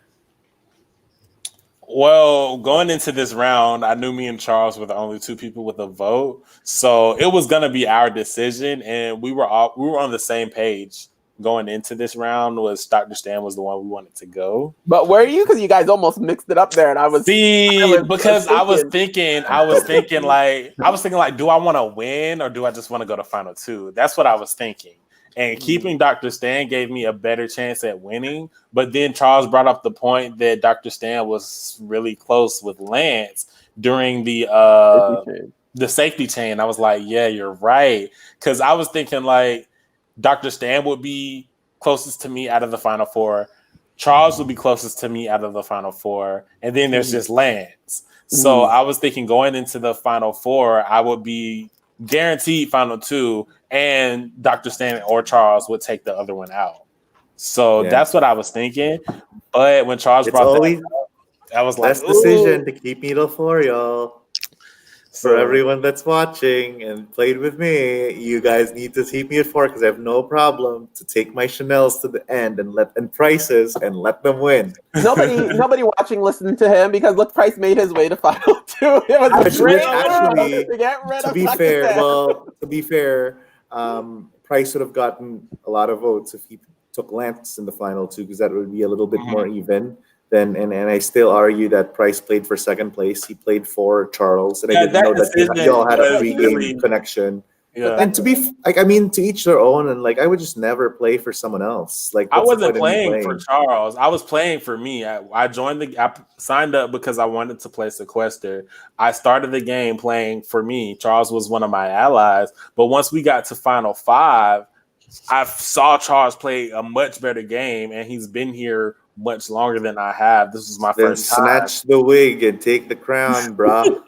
I don't know. I side with Price a little bit on this. I mean, I've made that mistake, as you know, Dr. Stan. I mean, a few of you know. Like, I've made that mistake before. My loyalty is too strong, especially when you get to that point and you fight to get the entire way, and now you're down to like final 5, final 4, and are you really going to look at the person who's worked with you the entire game and be like, never mind. And likewise, because I don't feel like I would have made it as far as I did without Charles. Because a lot of the allies that I did make that I didn't have to talk to, I got because of him. Like Laura, I got Laura as an ally because of Charles. I got who else? I got Austin as an ally because of Charles. You know, there were people I got as allies because of my no, absolutely. I mean, I'm all about loyalty, absolutely, and I was actually loyal to the people I would lose to in the end, and I have lost the final 2 before by taking the stronger player who was my ally, and it's difficult to justify one way or the other. I just felt like I think Charles did an amazing job of getting. I thought he needed me in 4 to get to the end. He proved that he didn't because I didn't know that he was working closer to you than I actually assessed, which is good for him. That's why he got my vote, because I thought that he would be the clear final 4 vote because he played the best game. And my argument was, and I knew I was going home 6-5 or 4. I probably wouldn't have gone 3. So it's 6-5 4 or 2 or 1. Right. I think that Charles, I thought that he was gonna keep me at 4, and that was my biggest push, and then take me out of 4, he wins. But he didn't have to do that, and then kudos to him. I think he's an excellent game player and a very well-deserving winner. I think, dude, Bryce, you did such an amazing job at getting to the end, and I don't think anyone can tarnish your game. It just so happens that you sat with a person that played better. Right, in people's eyes. Yeah, it would have been hard for anybody to beat Charles. I feel like. I mean, and I feel like my win kind of flopped when Chanel went, because my goal was to get Chanel to be one of the people to take out Charles because I knew she had already voted for him once before. She was okay with sending him home. So I was trying to get her to be the one to send him home so I didn't have to do it. That way I would not be turning on any of my allies and I would still be going to final two. But when she went home on the wheel, it just kind of was like, yeah. And I consistently preach this. Like we had a bunch of like the mentor mini that like I helped train people for last week and stuff, and a bunch of things like that. And I consistently preach building your brand in Sequester because we are in a community where we are consistently playing games with each other over and over again, and you're watching people play who you're going to play with probably like 3 weeks from now, right? So like you need to build your brand and prove the player that you are. And if you're showing consistently that you are a loyal player, that will pay dividends down the road when somebody wants a loyal player along with them and they see what Bryce did. I want to align with you because we know that you're going to be loyal and I don't have to worry about taking you out. Right. And then maybe at one point you flip a switch and you do cut somebody and it's beneficial then, right? So it's kind of like you have to tell your story the way you want to tell it, which is something that I'm always trying. And that's really been my brand in all of the online games that I play. I mean, this is my first Sequester game, so it's new to a lot of you. But to the people I've played games with before on different orgs, they know I'm a loyal player. I don't lie. Once I say I'm with you to the end. So that's just how I play the game. Absolutely. No, I completely echo that. In hindsight, Stan, I think we needed each other to work together at this point. That's why I was shocked that you guys were fighting so hard. They were yelling, like literally Twitter was yelling at me that like, Stan, Clark, he's the biggest, let go. He was your ticket to the end. We needed each other. We needed each other. And then if you had come to me, like if we literally had one solid conversation and you're like, Stan, you're a winner, I'm this, let's work together, I would have totally gone with you because I know that my number is coming up, and the way that to get to the end is to put people with like resumes with me and somehow skate by. But like you're absolutely right, like Louie and Bryce, because my first Sequester game, and I was so bad, I did not know what the hell was going on, and I've played live games before, and I've played like an 8-day like in the wilderness game, like done successfully on All Stars, but Sequester is like so weird and fast and different and like all the twists coming at you. And I've played 5 games already, and like the first 2 games, my average patron placement is like 17.5 and my private placement's 2.5. So like it's so bad. Like I learned so much from being part of from getting screwed so many times that when I got screwed over like in this game by being a flop, I knew how to navigate it. So it's just kind of getting your feet wet. And the next time both you, Lance and Bryce, play, like you guys you'll kill it because you've already seen what history repeats itself. You've already seen highest even number of votes. You've already navigated through safety chain once, and that goes to and then now you're a quote unquote veteran. So you'll have veterans that you like. Bryce, you're a finalist now, and if people watch it, 1,200 people watch it. Like, oh, Bryce won a final 2 Patron Mini. Like, he's a threat. He's a threat. You let him get to the end. You're a threat. I'm not a threat. I didn't even get a vote. So that perception is reality. I'm not a fucking threat either. Well, let's speak with Dr. Stan. What were your? I'm always pleased whenever I see you're playing. Thank you. First of all, I would love to thank Podquester. I watched the amazing commentary. I don't deserve half of it. I just play for fun. It happens that I have to make crazy moves and survive through a bunch of different stuff to get to the end. I really appreciate all the kind words and all the Dr. Stan stands, the Asian community. I really appreciate it. Hopefully I've showed you guys that, we can play and we can get to the end. And I love the Sequester community because, as a doctor, we are so busy with everything else, and Louisville's a little crazy right now too. So Sequester's, an avenue for me to just kind of go to a different world. I was on call, to be fair, last night.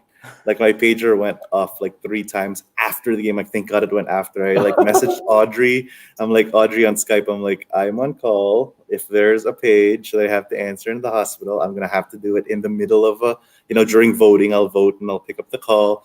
But I have to get my phone's gonna have to be on, so I have to turn it on. And she's like, and the 0.1%. I have to go to the hospital to deal with a medical emergency.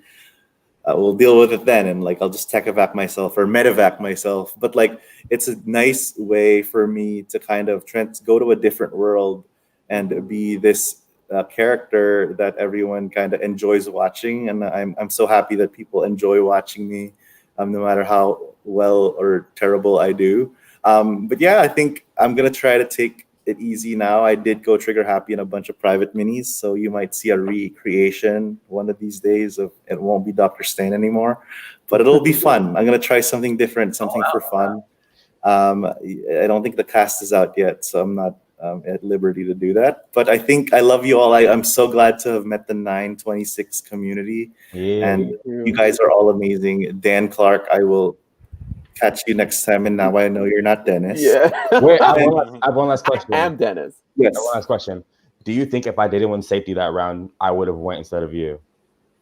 At Final 5? I don't think so. I think I would have gone home at Final 5. It's Final 5. I needed to win safety or I'm gone. Yeah. Because Charles and Price had the vote, and Charles thinks I'm his biggest threat. And none of us knew that Dan Clark was Dan Clark. Friend, yeah. I think I would have gone. I think Charles knew, but I think Charles. Yeah, knew Charles knew. I wouldn't get rid of him. Charles seemed like he knew, but he was keeping it under wraps for you. Wraps. But I think you were gonna be his Final 4 target then. That's why I had to go out at 4. Jump. But it was such an amazing mini. It was great representation. If all the Asian Sequester players are watching this, you guys better freaking apply to represent ourselves like this. But I'm so glad, Podquester. Thank you so much. Always a pleasure. I'll be back, and I think I'm gonna be in the Game of Thrones one, right? Yeah. Amazing cast. Amazing. We'll see you tomorrow. Thanks for coming on though, just now. Bye guys. Bye. Okay, we're getting down there. Final 4. Let's discuss how we got there. Dennis, you threatened to Dennis. I mean, I don't know. What am I going to call you? It's Dennis is legitimately one of my nicknames. So, basically, you threatened Charles. It was amazing that Charles was not really eligible. Like nobody wanted to vote for him. Like he got threatened to be dragged, but nobody even thought to vote for him. Daniel jumped at me right away and was like, if you vote for me, I'm voting for you. And I was like, whoa, because I was gonna push for Charles. But then as soon as you said that, Charles jumped on me and I was like, it's over. Like, there's no way I'm coming back because Dennis just jumped on me for no reason. I was like, whoa. Not for no reason now. What was the reason? Well, because that whole round before, I thought that it was me that you were coming for. And I was so unclear. Well, you did vote for one of you voted for. I knew that you voted for me, and then it switched. So I knew that there was a switch. So I knew I was up. I was at the bottom of the safety chain. So I just felt completely unsafe at this point. The part where I was messed up is I didn't know that Price and Charles. I didn't know any of Charles' real relationships. I knew that Charles is like POC, and I've worked with him. I've played a game with him before. So I was just like, I felt like I was good with Charles, and I knew that he was a threat to win. Like I knew that it was going to be hard for me to beat Charles, but like I didn't see you guys in the game at all. So like for me, I was just like, okay, as long I used like those last rounds, as long as I felt like I had enough to say to even go against Charles in the finals, I was like, okay, that's what I have to do. So that's why instantly, it wasn't even instant. I was like waiting for someone to say who they were going to go for. And as soon as none of you didn't, I was like, I have to be the person to threaten somebody right now because I felt like I was going to be the one to go. So sorry, that's my parrot screaming in the background. Anyway, so as soon as I said Charles, like as the threat though to drag, I was like, oh shit, not Charles, because as soon as Charles, I was in the room when Dude Mama threatened Charles, and Charles was like, I don't like when people threaten me, and I was like, nobody ever threatened Charles. Please, the winners at war, just get that memo now if you're watching. Don't threaten Charles. Don't threaten him. Well, I was like, okay, never mind. Actually, no, I'm not joking. But like, I honestly, I didn't know the relationships. Like, I feel like at that point, I don't think any of you would have taken me to Final 2. Oh no, I was either going with Lance or I was going with Charles. Yeah, I wanted to go with Charles, but if one of you dragged him, if you dragged him, I wasn't gonna be mad about it. Yeah. Mm-hmm. But that's who I wanted to sit with in the hand was Charles. I was never going to vote for him. So I was waiting for somebody to say something. I was trying to see who was going to call out Dennis. I was trying to see if Lance was going to call out Dennis or if Dennis was going to call out Lance or if one of you were going to call out Charles. That because I knew nobody was going to call out me. What were you dragging me for? Would you have gone for Charles if Lance said Charles's name? If Lance said he was going for Charles, I would have probably voted you to see if you were going to drag Lance or Charles. It probably would have been a wheel situation because I would have for sure voted. I don't know if I would have. I would probably voted Charles in that situation. But you didn't say anything. To be frank, there was a second. There was like a few. Oh yeah, there was a second. Nobody was saying anything. I had to say something, and the only reason I could say you was because of what happened there. Yeah. So that was my reason. When you said Dennis, when you said Lance, I was so happy. I was so happy because I was like, okay, I'm voting Lance out. I should have said Lance is gonna drag Dennis. Like it's over. I should have said I didn't hear you say that you were gonna drag me. That was a miss. See, I'm messing up in my final fours now. Like it's trust me, it's difficult. It's like I had this time I came in and I was like, I have a goal because the last time I had an ally in the final four and I was just like too blindly loyal that I didn't think that they would try to screw me over. So then this time I felt like I had an ally in Charles. So what I did different was threaten my ally to vote with me, not knowing that he had another ally that he for sure was like, okay, I'll vote with you. I know you're going. So like, it's hard. The final four is like, I'm proud of how it played out. Like, One thing I was wondering, Daniel, was so after Lance was voted out and was going to do the drag, did you consider telling him the truth as to who you were to try to convince him not to drag you? No. Okay. And would that have changed your mind at all, Lance, if you knew? Charles was dropping hints, though. It would have. During the final four, Charles was dropping a lot of hints. If I told you I was a winner there, you would have switched it? Because at that point in my head, I was like, well, he's saying my name, so I'm pissed at that time. But if you would have gave me a compelling argument as to why you were the winner, because to me, you're just a new player, just as Price was. You know what I mean? So in my head, I'm like, well, he's saying my name, so he's the new person I'm going to pick to get dragged. Well, I thought that I was being convincing enough just on my gameplay alone. This is another thing. When I came into the game as Dennis, I didn't plan to separate Daniel and Dennis. Like, I didn't realize like there was a lot of comments on it. Like I thought if I could get away with it, I didn't know how it would play out, but I thought if I could get away with it, I was going to keep it because I truly work like the way I play these games. I like not having connections. Like I like form them like in game, figuring out. Like and I found that out through Sequester that I am a very loyal person. And it like as soon as like if I saw you in a game, I'm not targeting you. Like that's just how I like to keep people around that I feel like will keep my name out of their mouth. So as soon as I was in this situation, I didn't know what I wanted to do with Dennis because I was like, well, if I don't win, I want to keep using Dennis as like the way I'm going to go through Sequester and stuff like this. So I didn't want to necessarily say it then, even though I knew kind of at that point that I'm going to have to, but that was really dumb of me. That was just like, I was so in the moment at that point where I thought I could sway you, but you just seemed so locked in with Charles at that point where I was like, oh.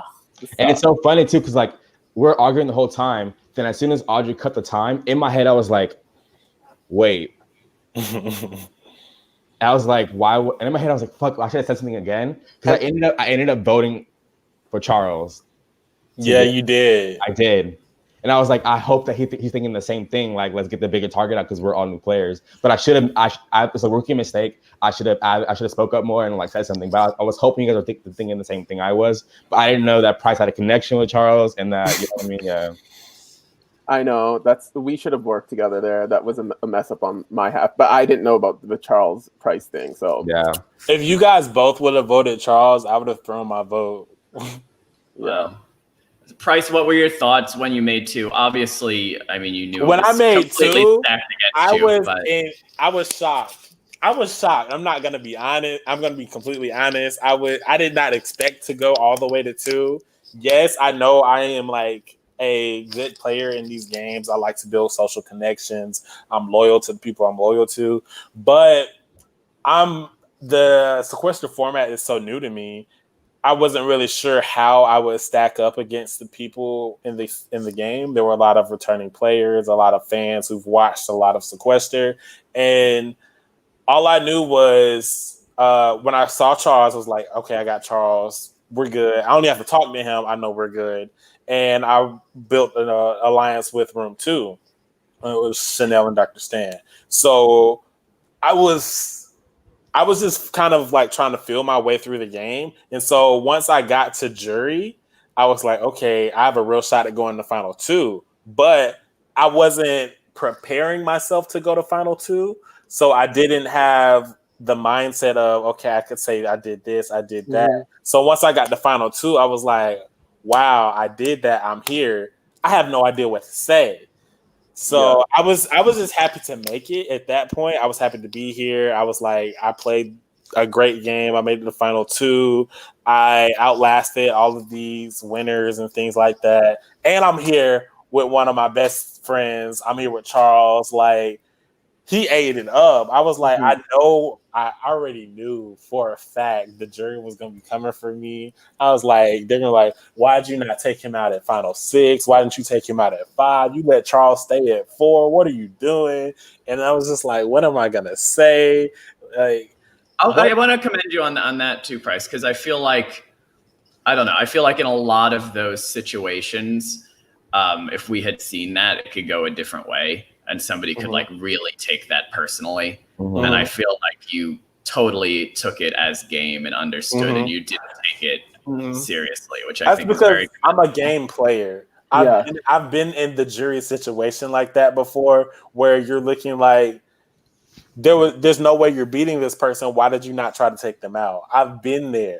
And so I understood where they were coming from. That's why I wasn't upset. That's why I was like, okay, I'm just going to take the punches because I know how it works. I've been upset. I've been like, that's not the smart move. You're not playing to win. I've seen it. So I wasn't fazed by it. I knew it was coming. Yeah. So that's part of the game too. Yeah. And I always say, I mean, to get second place on your first game is so impressive. Like it always takes a lot to the second game till you can really embody the person that you want to be in Sequester and like feel more comfortable and know what you're getting into. The first time you're completely on your heels and you're completely like just trying to figure it out as you go. You can be more of that character the second time around. But I mean, overall, it was incredible, Mini. It was an incredible night. It was a lot of fun. I actually feel like I'm going to say this. I feel like this is one of the best reunions we've ever had too. And we've done so many of these, but I feel like what we talked about today was really, really good. I want to go around and get everybody's final thoughts before we wrap up and give you the rest of your Sundays back. Lance, how was the night for you playing your first Mini? I want to say this was amazing. Amazing first experience. I've learned so much from this first time playing. Going in, I honestly didn't know anything. I was just winging it the whole time. But next time I play, I'm gonna be so much more aggressive. Like I'm not gonna be quiet. I feel like I was too quiet on some points. And next time, when you see me, I won't be. Trust. But you'll see me soon. That's good. You're coming back then. We like to hear it. I'm for sure coming back. For sure. You will see me. Wonderful. Daniel. I had a whole bit about how you said Dennis doesn't use social media. So to follow, please follow his brother so his brother can, reply to any messages that he may get. But it went too far. I had to reveal Dennis. But yeah, like everyone knows, like I've been around here for a while now. This was honestly like oh my God, my parrot is losing his mind. I'm sorry. My family's probably home. This was one of the best. I've never had more fun in a mini than I did in this one. And it was great. The representation and being able to like work with everybody in it. Like, you two being your first time, like, it's crazy because and me pretending it was my first game, like I saw my first game a lot in the two of you, and like I was just so like when I wasn't lying when I was in my jury speech saying that like no matter what, we all win tonight. Like all of you did amazing, all of us did amazing, and it was just great. I just had a lot of fun. Absolutely. And then Price.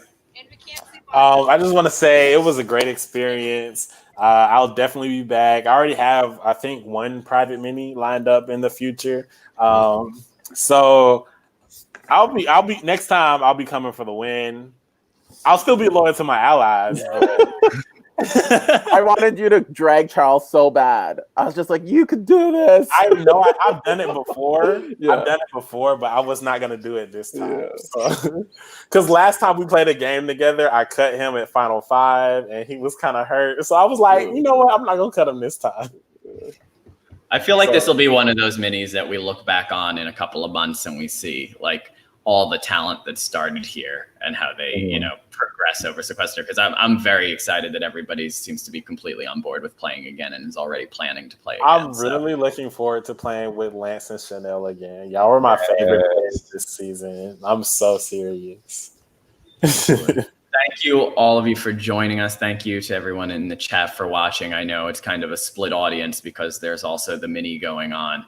So feel free after this. Please go to our Twitch. Go watch the commentary for that. I don't even know who's playing. I haven't even looked because we've been doing that. But it is the superhero mini, so that should be fun.